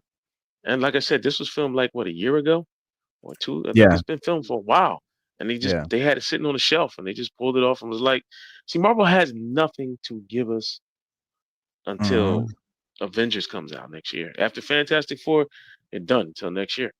They're not even coming to Comic-Con in San Diego or New York, so they got to give us something. They got to give us something." And I guess this is the best they got. This was sitting on the shelf. They pulled it off, and I mean, even me and Reno was talking about it, and I get it, Reno, what you were saying. Like, it's just so stereotypical. I mean, it's very bad, cliche. man. It's very cliche. It's very tongue in cheek. Very inclusional. Like when the kid busted in the door and said, "Hey, black people," I was just like, yeah. And then they got a gang. They got a gang that's so diverse. I mean, it's like DEI. It's like the poster child for DEI. Like I don't know, man. Like diversity. What's funny to me about that gang is they're all like fashionistas. Yeah, and they're very fashionista. It's like a gang of fashionista heist. Yeah. And you got I don't know, transgender. You got some of everybody's in it. Yeah, it's a full. Some everybody like it's a full. It's a full diverse gang, fully inclusive of heisters. It's like an ocean. It's like a 2025 like Ocean's 11. Ocean 11. Yeah, that's just what it is. Which that's how Ocean's 11 was. You had the Asian dude, you had the black dude, you had like different ethnic, people from different ethnic groups, and that's how Ocean's 11 was put together. And that's kind of they even referenced that. They said, are we Sopranos or Ocean's 11 here?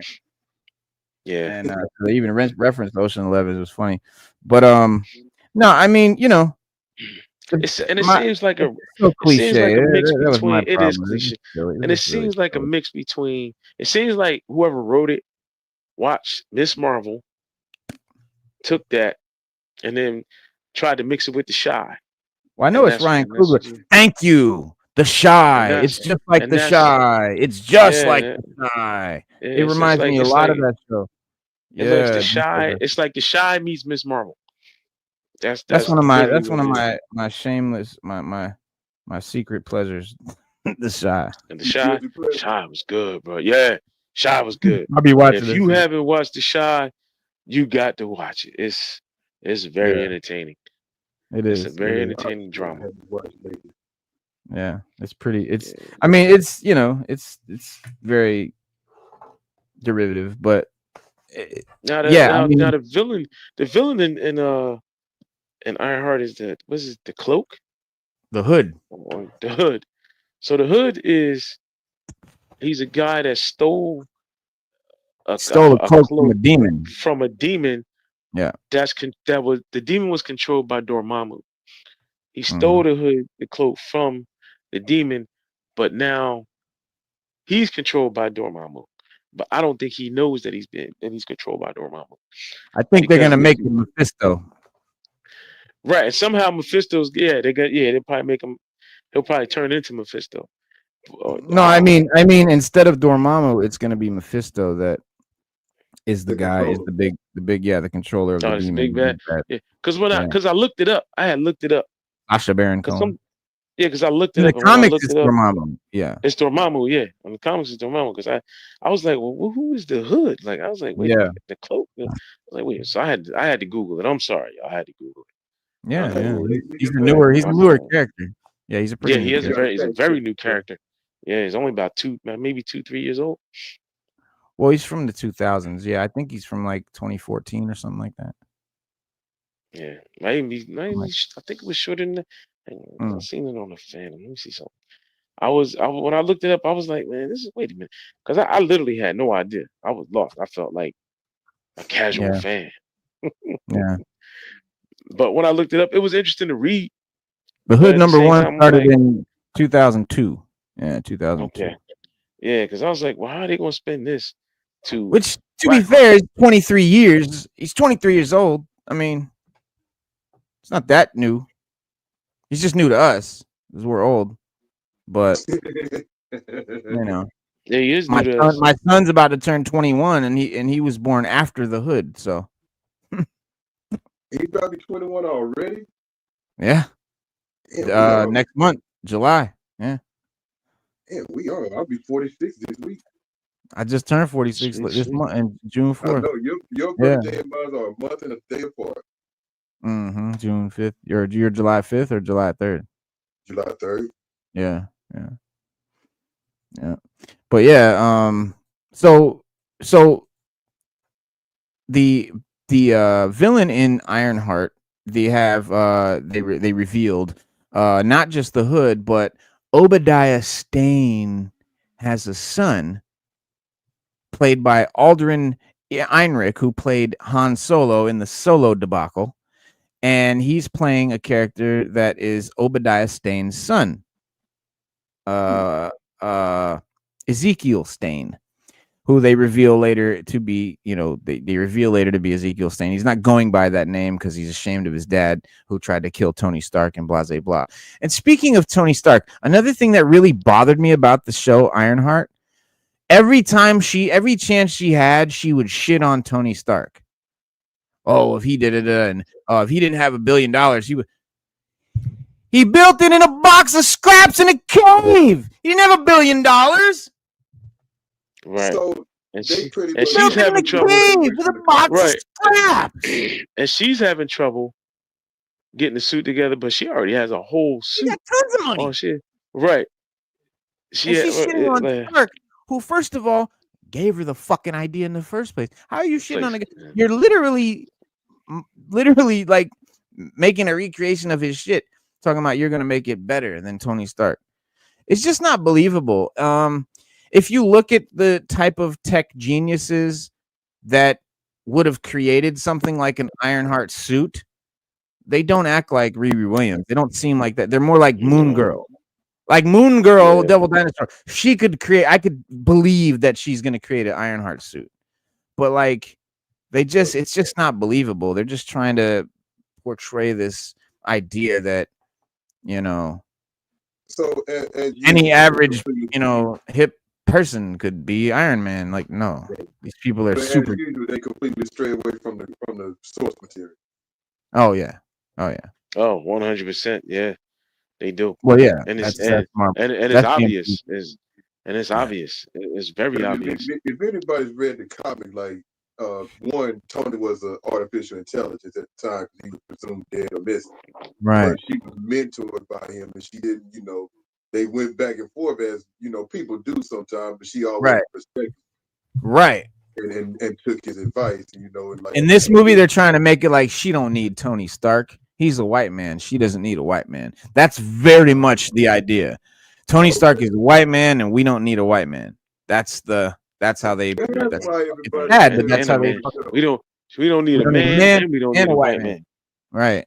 Doubly. Because when she in the second episode, when she was talking to the guy that had the tech that she needed, he even said it. He said, "Well, listen, if you're gonna do this and make this suit viable, and he said you're gonna need an arc reactor. You're gonna need power."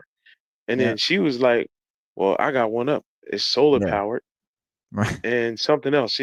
So Yeah, okay, you've but already Tony made didn't a think of suit. that. Right. Tony didn't think of that. So now you thought of something better, but you still can't get this suit to work. Hmm. And Tony got the suit to work in a cave with just spare parts, Scraps. scraps.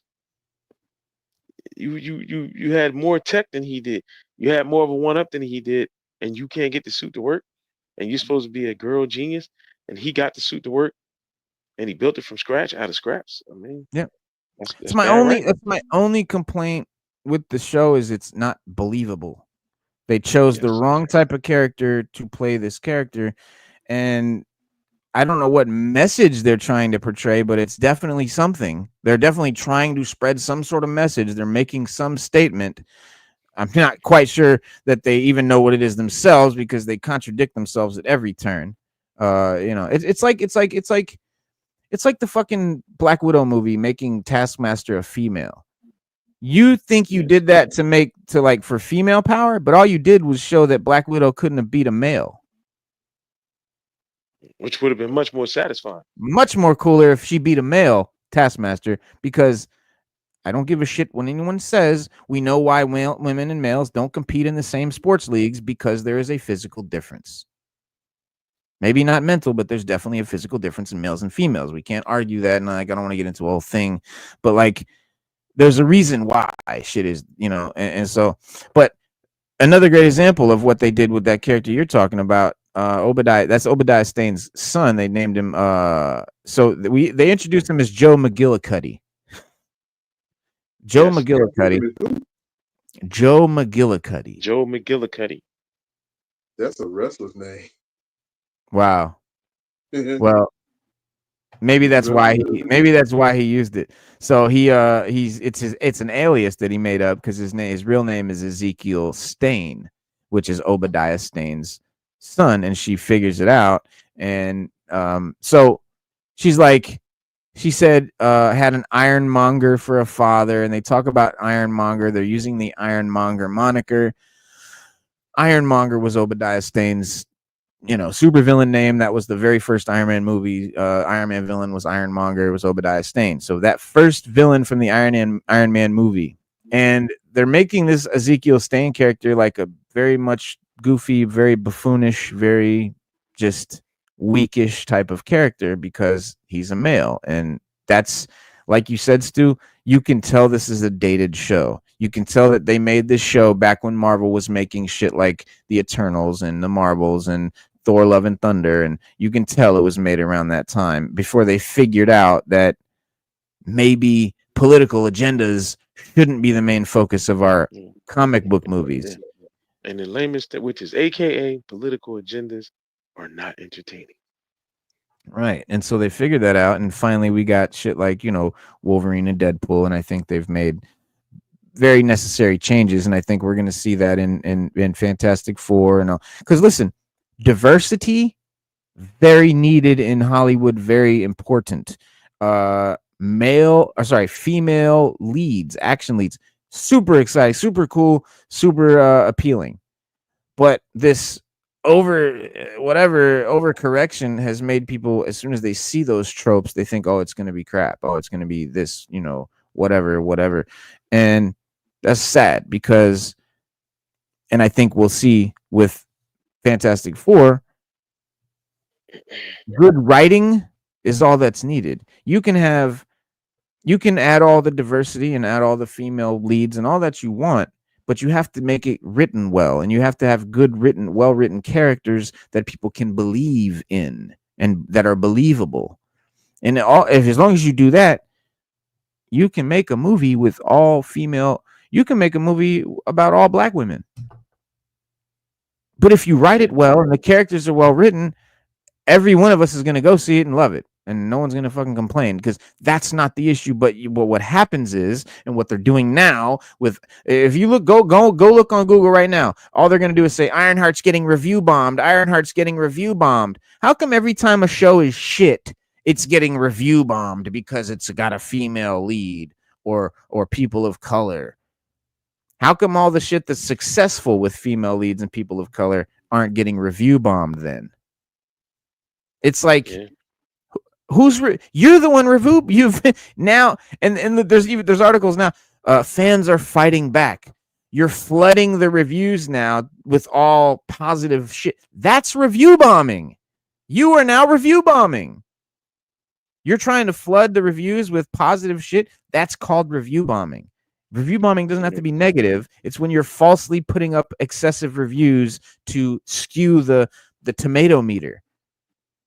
And I'm sorry, when a show's bad, it's going to get bad reviews. You can't blame review bomb. Like The Acolyte. The Acolyte wasn't review bombed. It was a bad show. It really was. And, you know, I don't understand now why we can't speak bad about a show if it's bad. Like, remember back in the day, That's if something was why, bad, we because just said it. If something was call bad, you a we just said it racist. was bad. Yeah, they'll call you Yeah. a bigot. No, you're a bigot. Yeah, if if something was bad back in the day, in the 80s, the 90s, something was bad, it was just bad. Like, nobody covered it up. Nobody acted like it wasn't. It was like, yeah, it's bad. But they would tell you there are some people that like it, but the majority of us don't. So they would just tell you, like, and they would tell you everything bad about it, and they move on with their lives. Now, you say something's bad, like, you know, like, Yeah. remember in American Idol, Simon Cowell, everybody used to boo Simon, but Simon is a gatekeeper. Simon's a gatekeeper. I'm gonna keep it a buck. He's a gatekeeper. If you don't have talent, Simon's the dude that tells you, like, you don't have the talent. Like, bro, I really think you don't. Yeah, you don't have what it takes. I'm not here to Without be nice to Simons, you. we get a bunch of whack artists giving us products that suck. Yeah, and Siskel and Ebert, they were gatekeepers. I mean, you had a lot of gatekeepers out there, and if something was bad, and that's what they did. They watched movies over there. I wouldn't call them gatekeepers too. They just told the truth. And bro, Yeah, they did. Directors, they're afraid to direct their actors now because they don't want to shame them. Nah, Motherfucker, tell them how the role is supposed to be played. They're playing the role wrong. You're not shaming them. You're directing them. But now they won't say anything, so we get whatever the actor decided to puke out onto the screen. You know, it's just horrible. But Marvel is looking to move beyond the quantity over quality era. But I think Ironheart was filmed during the quality over quantity era. And it was, no, it wasn't Reno. I looked it up because I was watching it. Yeah, it was produced in the midst of the series, shooting at the end of 2022, which perhaps as a result of that, this doesn't really deliver a particularly strong story. Ironheart, you can say what you want about it. You can tell me how Ryan Coogler did it again and Black Panther did it again. But honestly, just like Black Panther, the story isn't the draw. But unlike Black Panther, it's not groundbreaking anymore. So you need a good story. And though most of the Black Panther Wakanda Forever follow-ups characters go a long way in making up for those failings, Ironheart is definitely no masterpiece, but it firmly still establishes Riri Williams as one of the MCU's most captivating new leads. But if the Black Panther sequel sort of offered an intriguing glimpse of what to expect from Dominique Thorne's Ironheart expands on Ironheart, the series expands on that and crafts a sort of fleshed out young superhero who balances her genius, or I should say her power, with anxiety. She has anxiety attacks, and that's her Marvel flaw. But Tony Stark went through something similar after Iron Man 3, or in Iron Man 3 after 2, and those moments are very well performed. But they kind of serve an example as what's the AI. Her AI. That's another problem I got with the thing. Her AI. Yeah, that was terrible. It's of her dead friend that died years ago with her father, and she, I don't know, somehow recreated it, an AI that looks, sounds, and talks and acts and has the memories of her dead friend. The AI froze. Somebody pulled out a gun and the AI froze and couldn't work because it had anxiety. Afraid. It had anxiety. AIs don't have anxiety. They're computer programs. Yeah. You don't have but I think though that exactly the way Riri Williams, or the way that the actress plays the superhero, or the acting parts, the character parts that she's doing as an actress are great, but it also is an example of what I think is the show's biggest issue, because it's light on original. It's light on new ideas. It's the basic premise boils down to Riri gets kicked out of MIT, falls in with a bad crowd in the hope of achieving her dream to create an armored suit. Ultimately, realizes that the Hood and his crew need to be stopped. It's a very familiar trope. It's very cookie cutter.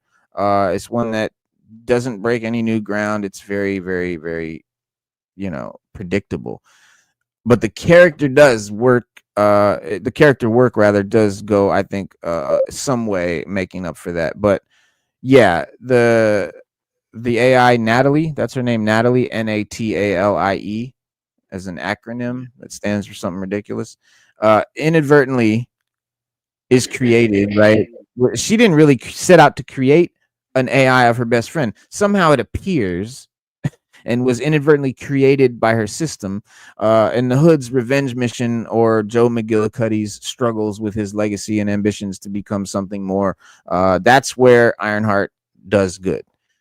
Seeing the portrayals, the Hood, he's got some cool things going on, and Alden Ehrenreich and all that. They're great. Delivering decent performances. The acting in this one isn't as bad as like some of the other Marvel shit. And that's not to say that the story is horrible. It's just very familiar. It's lacking what made WandaVision and Loki and Daredevil Born Again great. It's lacking that unique something new and something interesting and something that we haven't seen before. And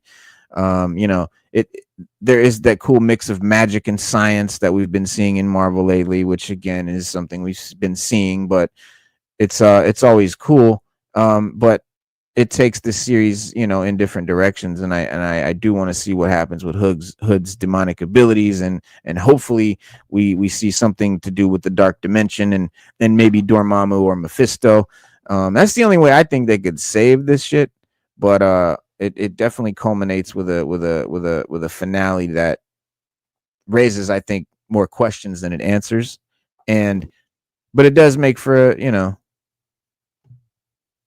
a good cliffhanger, which we know we want to see the next 3 actors. But I hope it's Sacha Baron Cohen as Mephisto somewhere in there. It's again, we need something like that to save this shit. But it's terribly cliche.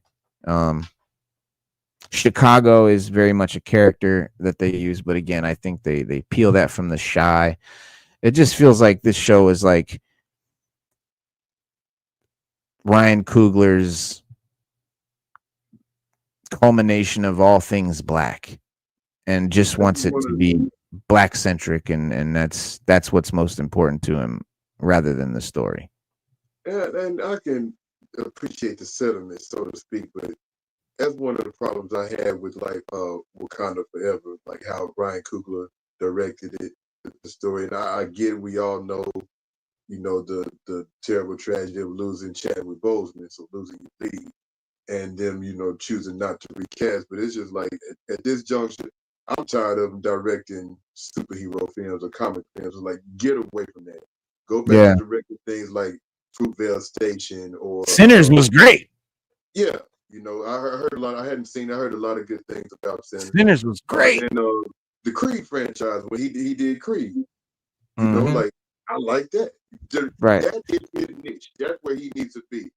Yeah. Stay the hell away from comic book genre. That's right. That's what it is. That's exactly what they do. Is they're like, oh, this guy's a great director. He does this and that and this well and that well, and he's really capturing that sort of corner of Hollywood, and he's like the guy. He's like the man in that area. So when we have any sort of Afrocentric, Marvel stuff, let's get that guy, because that makes sense. But really, overall, it shouldn't be more about it being Afrocentric. It should be, it's a Marvel thing. It should be. One of the ironic things about that, Riri Williams was not created by a black man. Bendis, they often never are. Miles isn't either, right? And it's just like how she's written in the comic books is really well. I enjoy reading her adventures in the comic. Right. But it's like I hadn't watched the show. From what you and Stu were saying, it's just like like I asked earlier, they went completely away from the source material. And we know because we read stuff we've been reading for years now. When you have a movie, I get it, they can't just take everything here from the print because of copyright trademark issues and put it live action. But it's like, damn, man, y'all need to really hire some of these writers to at least write some original instead of getting Hollywood writers to Hollywoodize it up. Yeah. Right. That's why I think James Gunn is such a great fit for Hollywood. And I know you're not super excited about it, but like he's a comic guy first and a movie guy second. And that's what we've never had in Hollywood. Every Hollywood guy is a movie guy. Like even all the previous Superman movies and all that, you know, Richard Donner and all that. He didn't read comic books. He didn't have a comic book collection. But like James Gunn does.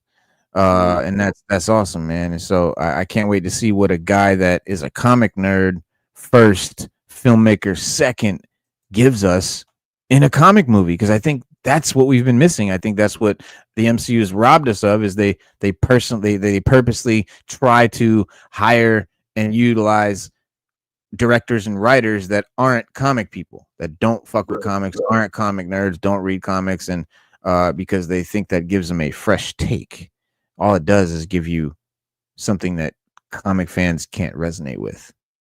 You know, that's the problem across the genre of entertainment as well. Like, that even happens in wrestling, believe it or not, Reno. Like, WWE and WCW back in the day hired writers that wasn't wrestling, you know, oriented people. Right. And it's like some of the stuff that they produce just flat out suck. It was terrible. And it's just like now, you know, like just like you said, yeah, you have writers that aren't comic fans, and yeah, I might not be excited for the Superman movie per se. I have my reservations about it, but like the Guardians of the Galaxy movies, like I said, James Gunn made them great. He took, you know, characters that nobody really knew or cared about, and made you fucking care about them. Yep. And this is what they said about IronHeart. He says, IronHeart soars when Dominique Thorne, Anthony Ramos, Eldon Aldrich, and Lyric Ross are on screen. But a by-the-numbers story means the series falls short of reaching the same heights as Iron Man. Still, the finale is an undeniable must-see. The finale we have not seen yet. The finale comes after episodes 4, 5, and 6. And just because it's great doesn't mean the show's great. It just means that they're probably going to reveal some big character that we haven't seen before, like Mephisto or something. So, now, yeah, hopefully. It's still great off of one episode, even if it is a finale. It's episodic, so it has to tell a story. You have to take people here, back here, up here, and then, like you said, rest and then go home with it. Take them on a roller coaster ride, but don't give us chicken shit and expect it to be chicken. And right. This is the Rotten Tomatoes right here, 68%. Critics 67, fans. So pretty much equally fan and critic score there. That's pretty rare. You rarely see that where it's so similar. But regarding the other MCU shows on Disney Plus for the like She-Hulk, Echo, Secret Invasion, bottom of the fan scores include She-Hulk 32%, Secret Invasion 43%, Echo 59%.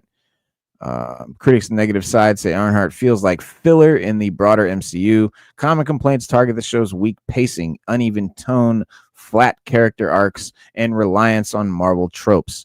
Others criticized the writing for lacking depth and failing to balance the series' themes of grief, technology, and magic. Some felt the show doesn't know what it wants to be or how to fully let Riri shine.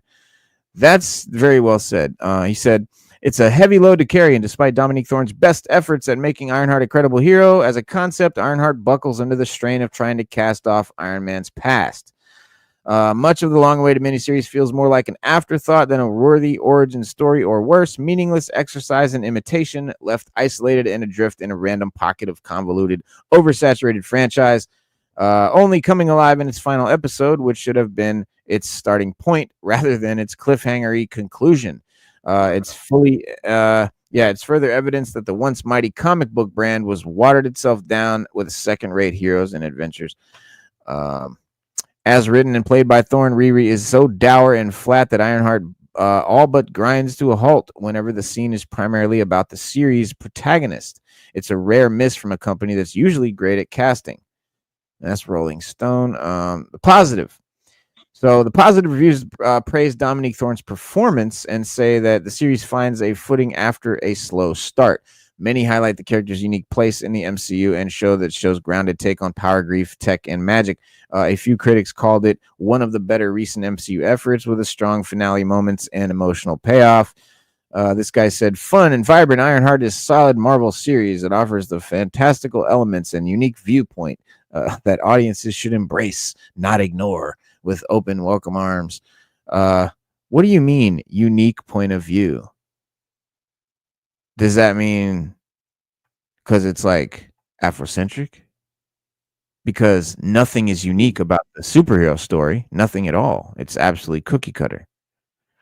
You don't want to stop hanging out with Riri Williams, and that makes IronHeart one of the most new watches of the summer.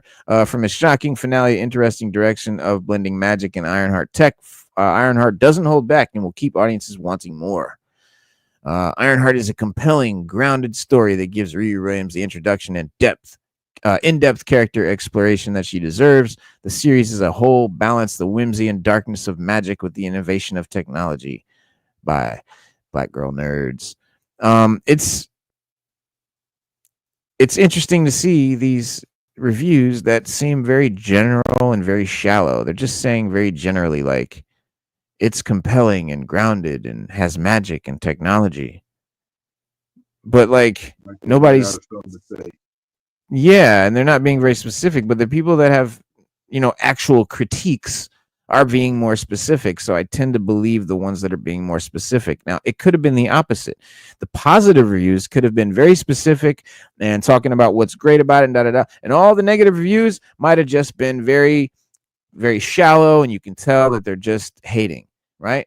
This is the opposite. Like that happens too, right? And we would definitely point that out if that was the case too, but just isn't, man. And I wanted to like this show too because the comic was cool. So the comic was cool. I enjoyed it. Like I said, I enjoyed reading the comic. Hadn't had a chance to watch the show yet to compare, but I'm reasonably sure again that I don't know what to say about it.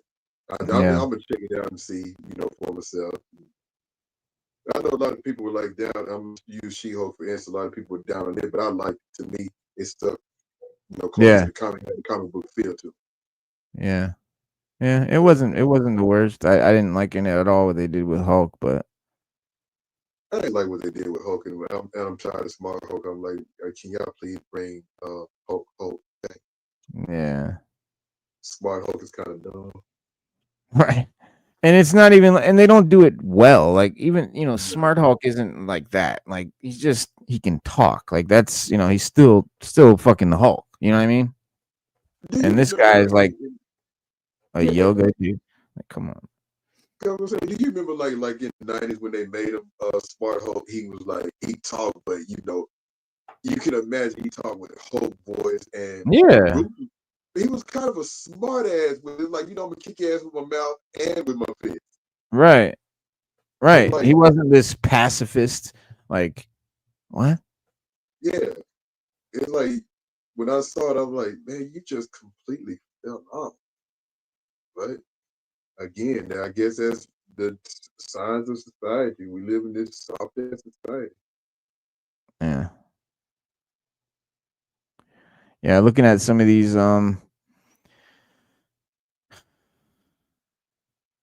Reddit posts or Reddit comments.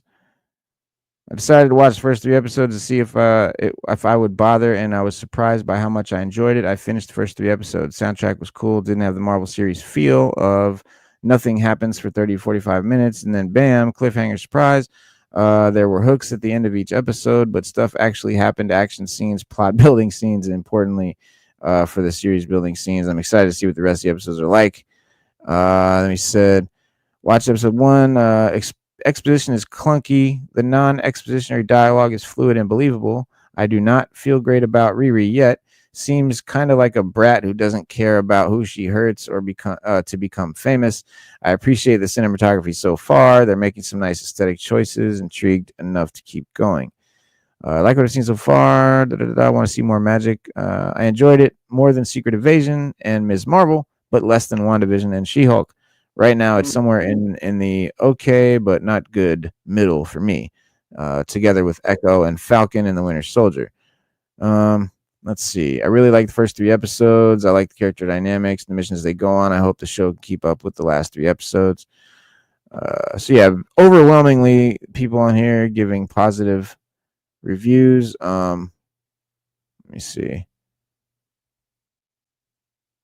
I have no active desire to watch it. No specific reason. Just a character I don't care about, like 3rd or 4th tier character. I'm sure the people in the character, the character is aimed at will hopefully enjoy it. I'm just not the target audience, and so it's okay. So no hate, nothing at all, but no interest, none at all. He said, yeah, I think the same thing. Interest in actual mechanical suit. What the fuck? A reasonable non-hatred comment that shows no offensive or offensive position whilst calling the other half of the argument stupid in this economy?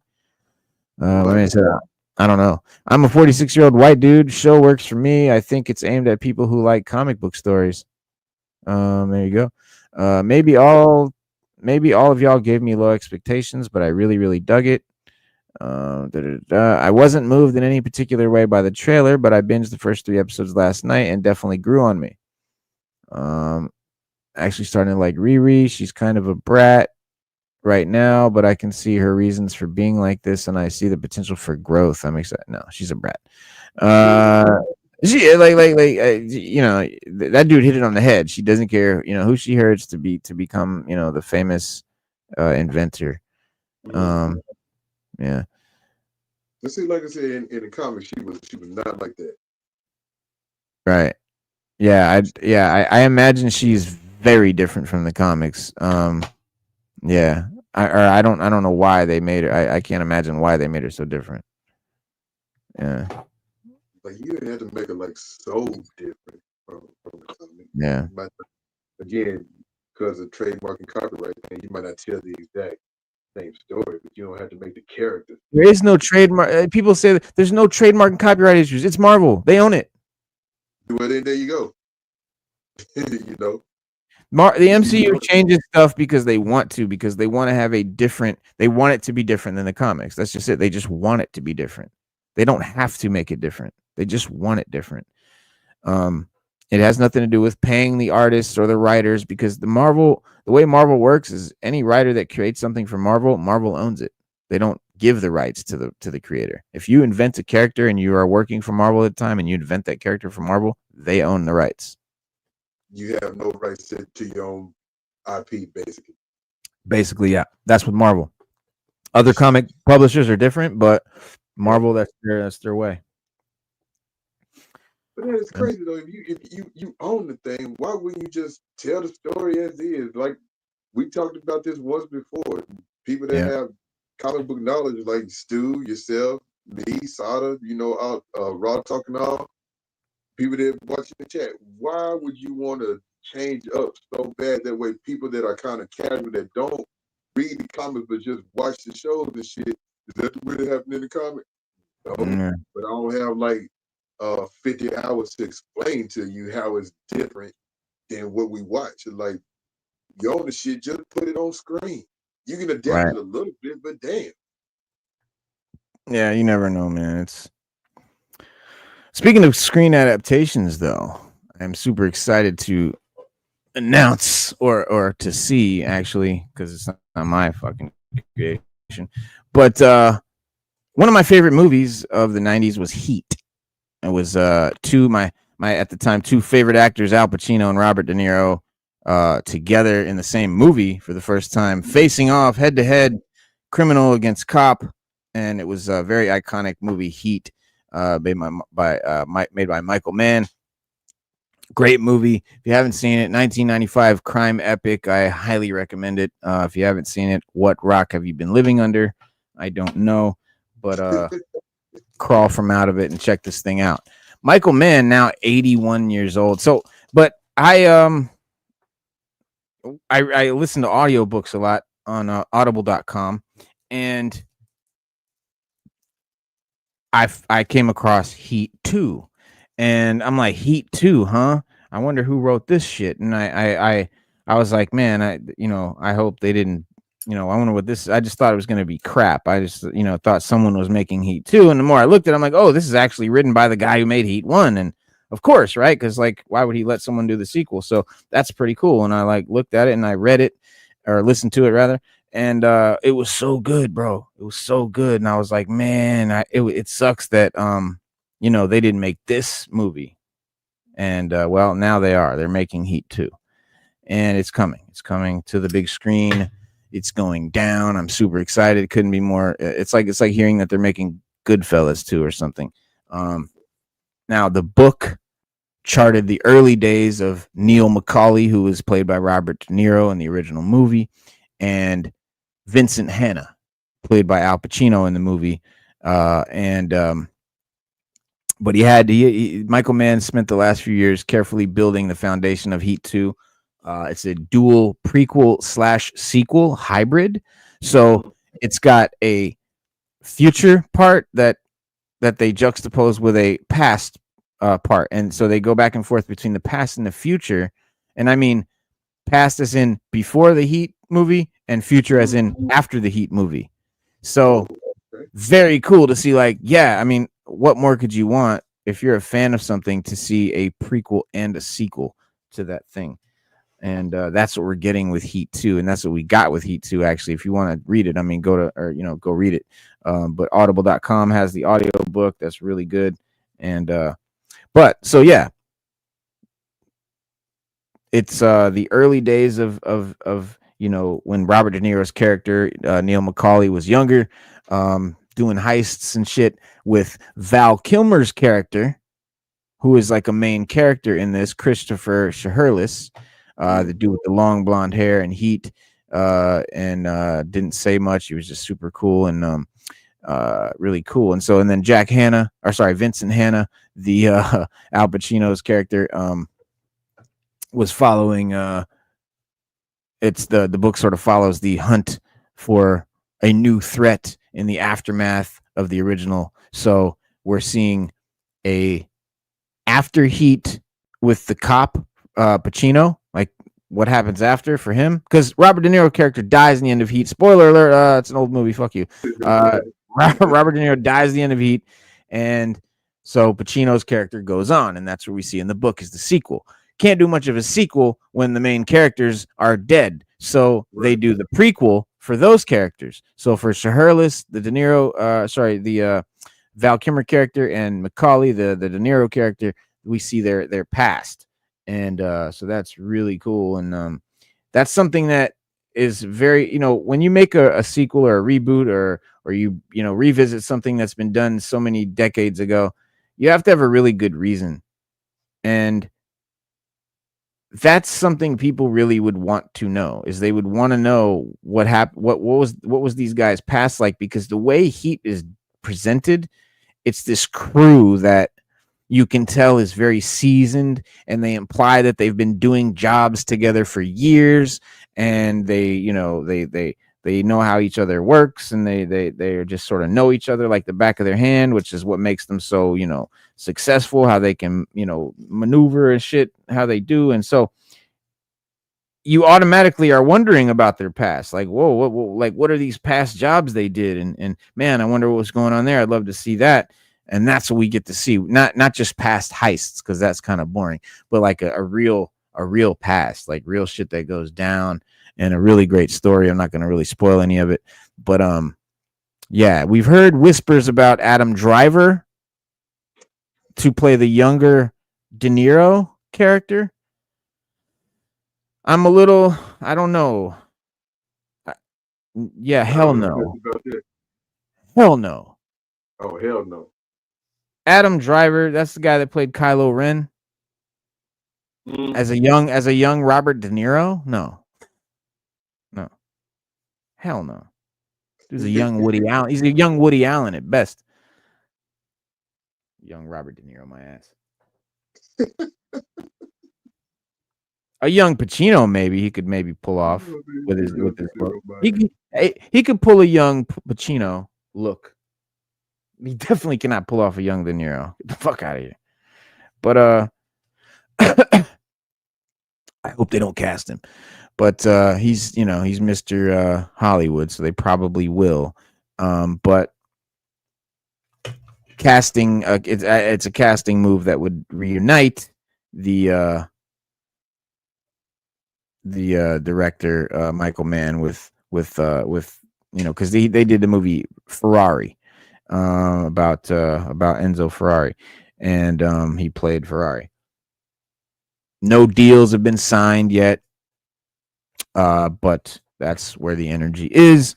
And as for the young Vincent Hanna or the younger Al Pacino character, that role remains a mystery, but there are several A-listers reportedly circling. I'm more interested in the Val Kilmer character.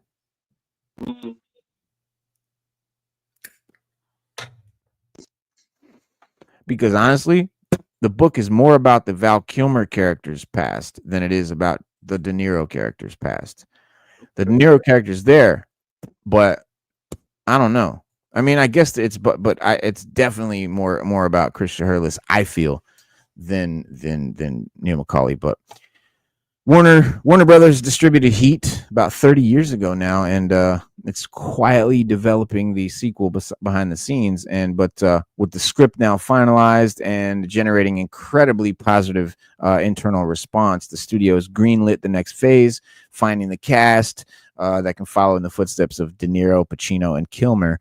And Michael Mann, who also did shit like Miami Vice and shit like that. He's an incredible action director, but he's deeply very involved. He also wrote these books, Heat and Heat 2, and with the script described as a dense and operatic. Interestingly, despite being one of the biggest digital cinema's earliest adopters, he's almost shot exclusively digital for over 2 decades. He recently revealed that Heat 2 will be shot in film like the original. Oh God. Let me tell you how great that is. Let me tell you why that's so wow. Because when you see a movie from the 90s or the 80s or whatever, back when they used film to make films, and then you see a sequel that comes out nowadays and it's done in digital, it just looks like 2 completely different franchises. They don't mesh, and it just always looks cheaper. Think about Coming to America 2. Great example. What else? I don't know. I can't think of it right now, but like shit like that, like shit that there was a 90s version, they do like a reboot or a very far, late sequel, which is kind of a reboot. You do it in digital and it just looks cheaper. And then that's why everyone goes, it wasn't as good, or it looks cheaper. Yeah, it looks cheaper because they use digital, not film. Film has a richer resonance. It looks richer. It looks more cinematic. It doesn't look as like I'm just looking. Well, like digital, like you said, across like HD, it looks just like you're looking out your window. It looks real. And people don't understand. You don't want a movie to look real. You want it to look like a movie. Otherwise, it's a video. Back in the day, there was TV and there was film. TV was done on video and it looked very different than film. And film had a richness to it. And when you film movies in digital, sure, there's advantages, and that's why they do it. Film is expensive. You have to be careful of what you shoot with film because it's expensive. With digital, it's free. You can film as much as you want, and there's no limit. You can just keep filming. And so that's very, very, very fucking enticing to filmmakers. But cost efficient tool. Yeah, but for cinephiles and people that love movies and movie buffs and just people that just really love cinema, it's been terrible. And so, for people like me that really, really, really appreciate film, man, this is such great news, dude. It couldn't be any better because That would be the only problem. If they did Heat 2 in digital, no matter how good it was, it would never be appreciated or be compared to the original, and no one would know why, but it would be because it was shot in digital and that was shot in film. People don't really realize. I see it all the time. People will be like, "Oh, this movie wasn't that good," or "It wasn't as good as the original," or "The original just was realer or better." That's all it was. It was just shot in film. And filmmakers sometimes they don't realize it. Like, they didn't figure it out at first. They were like, why don't people like the movie as much? We put way more of this and way more of that. It's because you shot it in digital and you can see it. It's very, very, very, very, very obvious. Even if they do like a film filter, which they try to do sometimes, but no, it's just not the same. But will the original cast return? No, I mean, maybe some, but yeah, it's not really even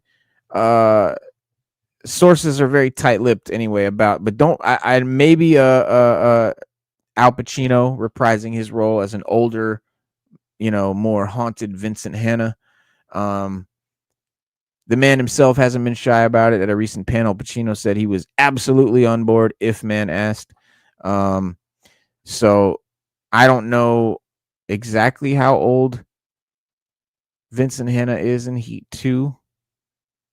And I don't know if Pacino's old ass can play that age, because he might not be quite as old as Pacino. Hey, Pacino is fucking old now. He's like 80-something. Yeah. So I think, maybe not, but he's up there. Yeah, Pacino's in his 80s. You think? Yeah. Yeah. Yeah.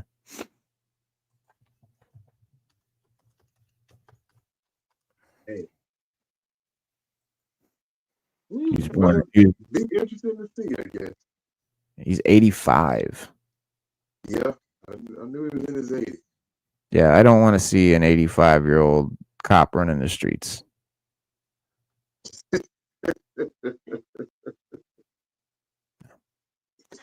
I mean, how much running is an 85-year-old gonna do? Right.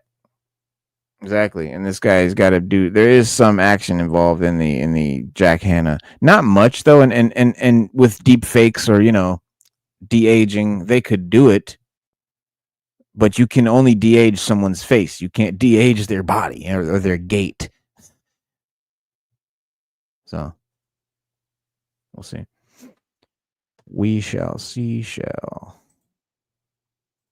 But other than that, y'all, man, one more quick tidbit. The Ahsoka star Ivanna Sakhno says that the Star Wars show's second season is currently in the middle of filming. This is Ahsoka. Promises a bigger and even more in-depth journey. She said, I'm really excited for people to see it. So that's pretty cool. I'm excited about that. She said, there's absolutely nothing that I can speak on at the moment, and I wish I could share with you something at least, but because there is such an exciting time for us to get back to be back together, and we're currently in the middle of filming it. All I can say is that it's bigger and even more in depth, and I'm really excited for people to see it. It means the world. End quote. So yeah, I personally like the show. It had its flaws for sure, but it definitely wasn't one of the worst Disney shows or Star Wars shows. She said, I had a wonderful, wonderful stunt team, personal trainer, very grounded, blah, blah, blah. We did obviously Krav Maga. She said we did Krav Maga and different styles of fighting. We did Tai Chi and studied the ability to move your energy from one place to another in order to remain still. So yeah, really cool little behind the scenes feature there. But I can't wait for Ahsoka season 2, man. Yet another example of a great female lead that nerds love. So don't give me that shit. That's our show, guys. We'll see you guys every Wednesday and every Saturday at 7 p.m. Y'all already know what it is. Keep it locked here. Like, subscribe, and we'll see you guys on them 2 days live. Keep an eye out for videos that pop up here and there. And memberships are open now. We'll be having perks and stuff coming soon. So yeah, man, guys, don't forget. We'll see you guys. Then. Spade, man. Peace. Thank you for coming. Yes, sir. Thank you for having me. Be water, my friend.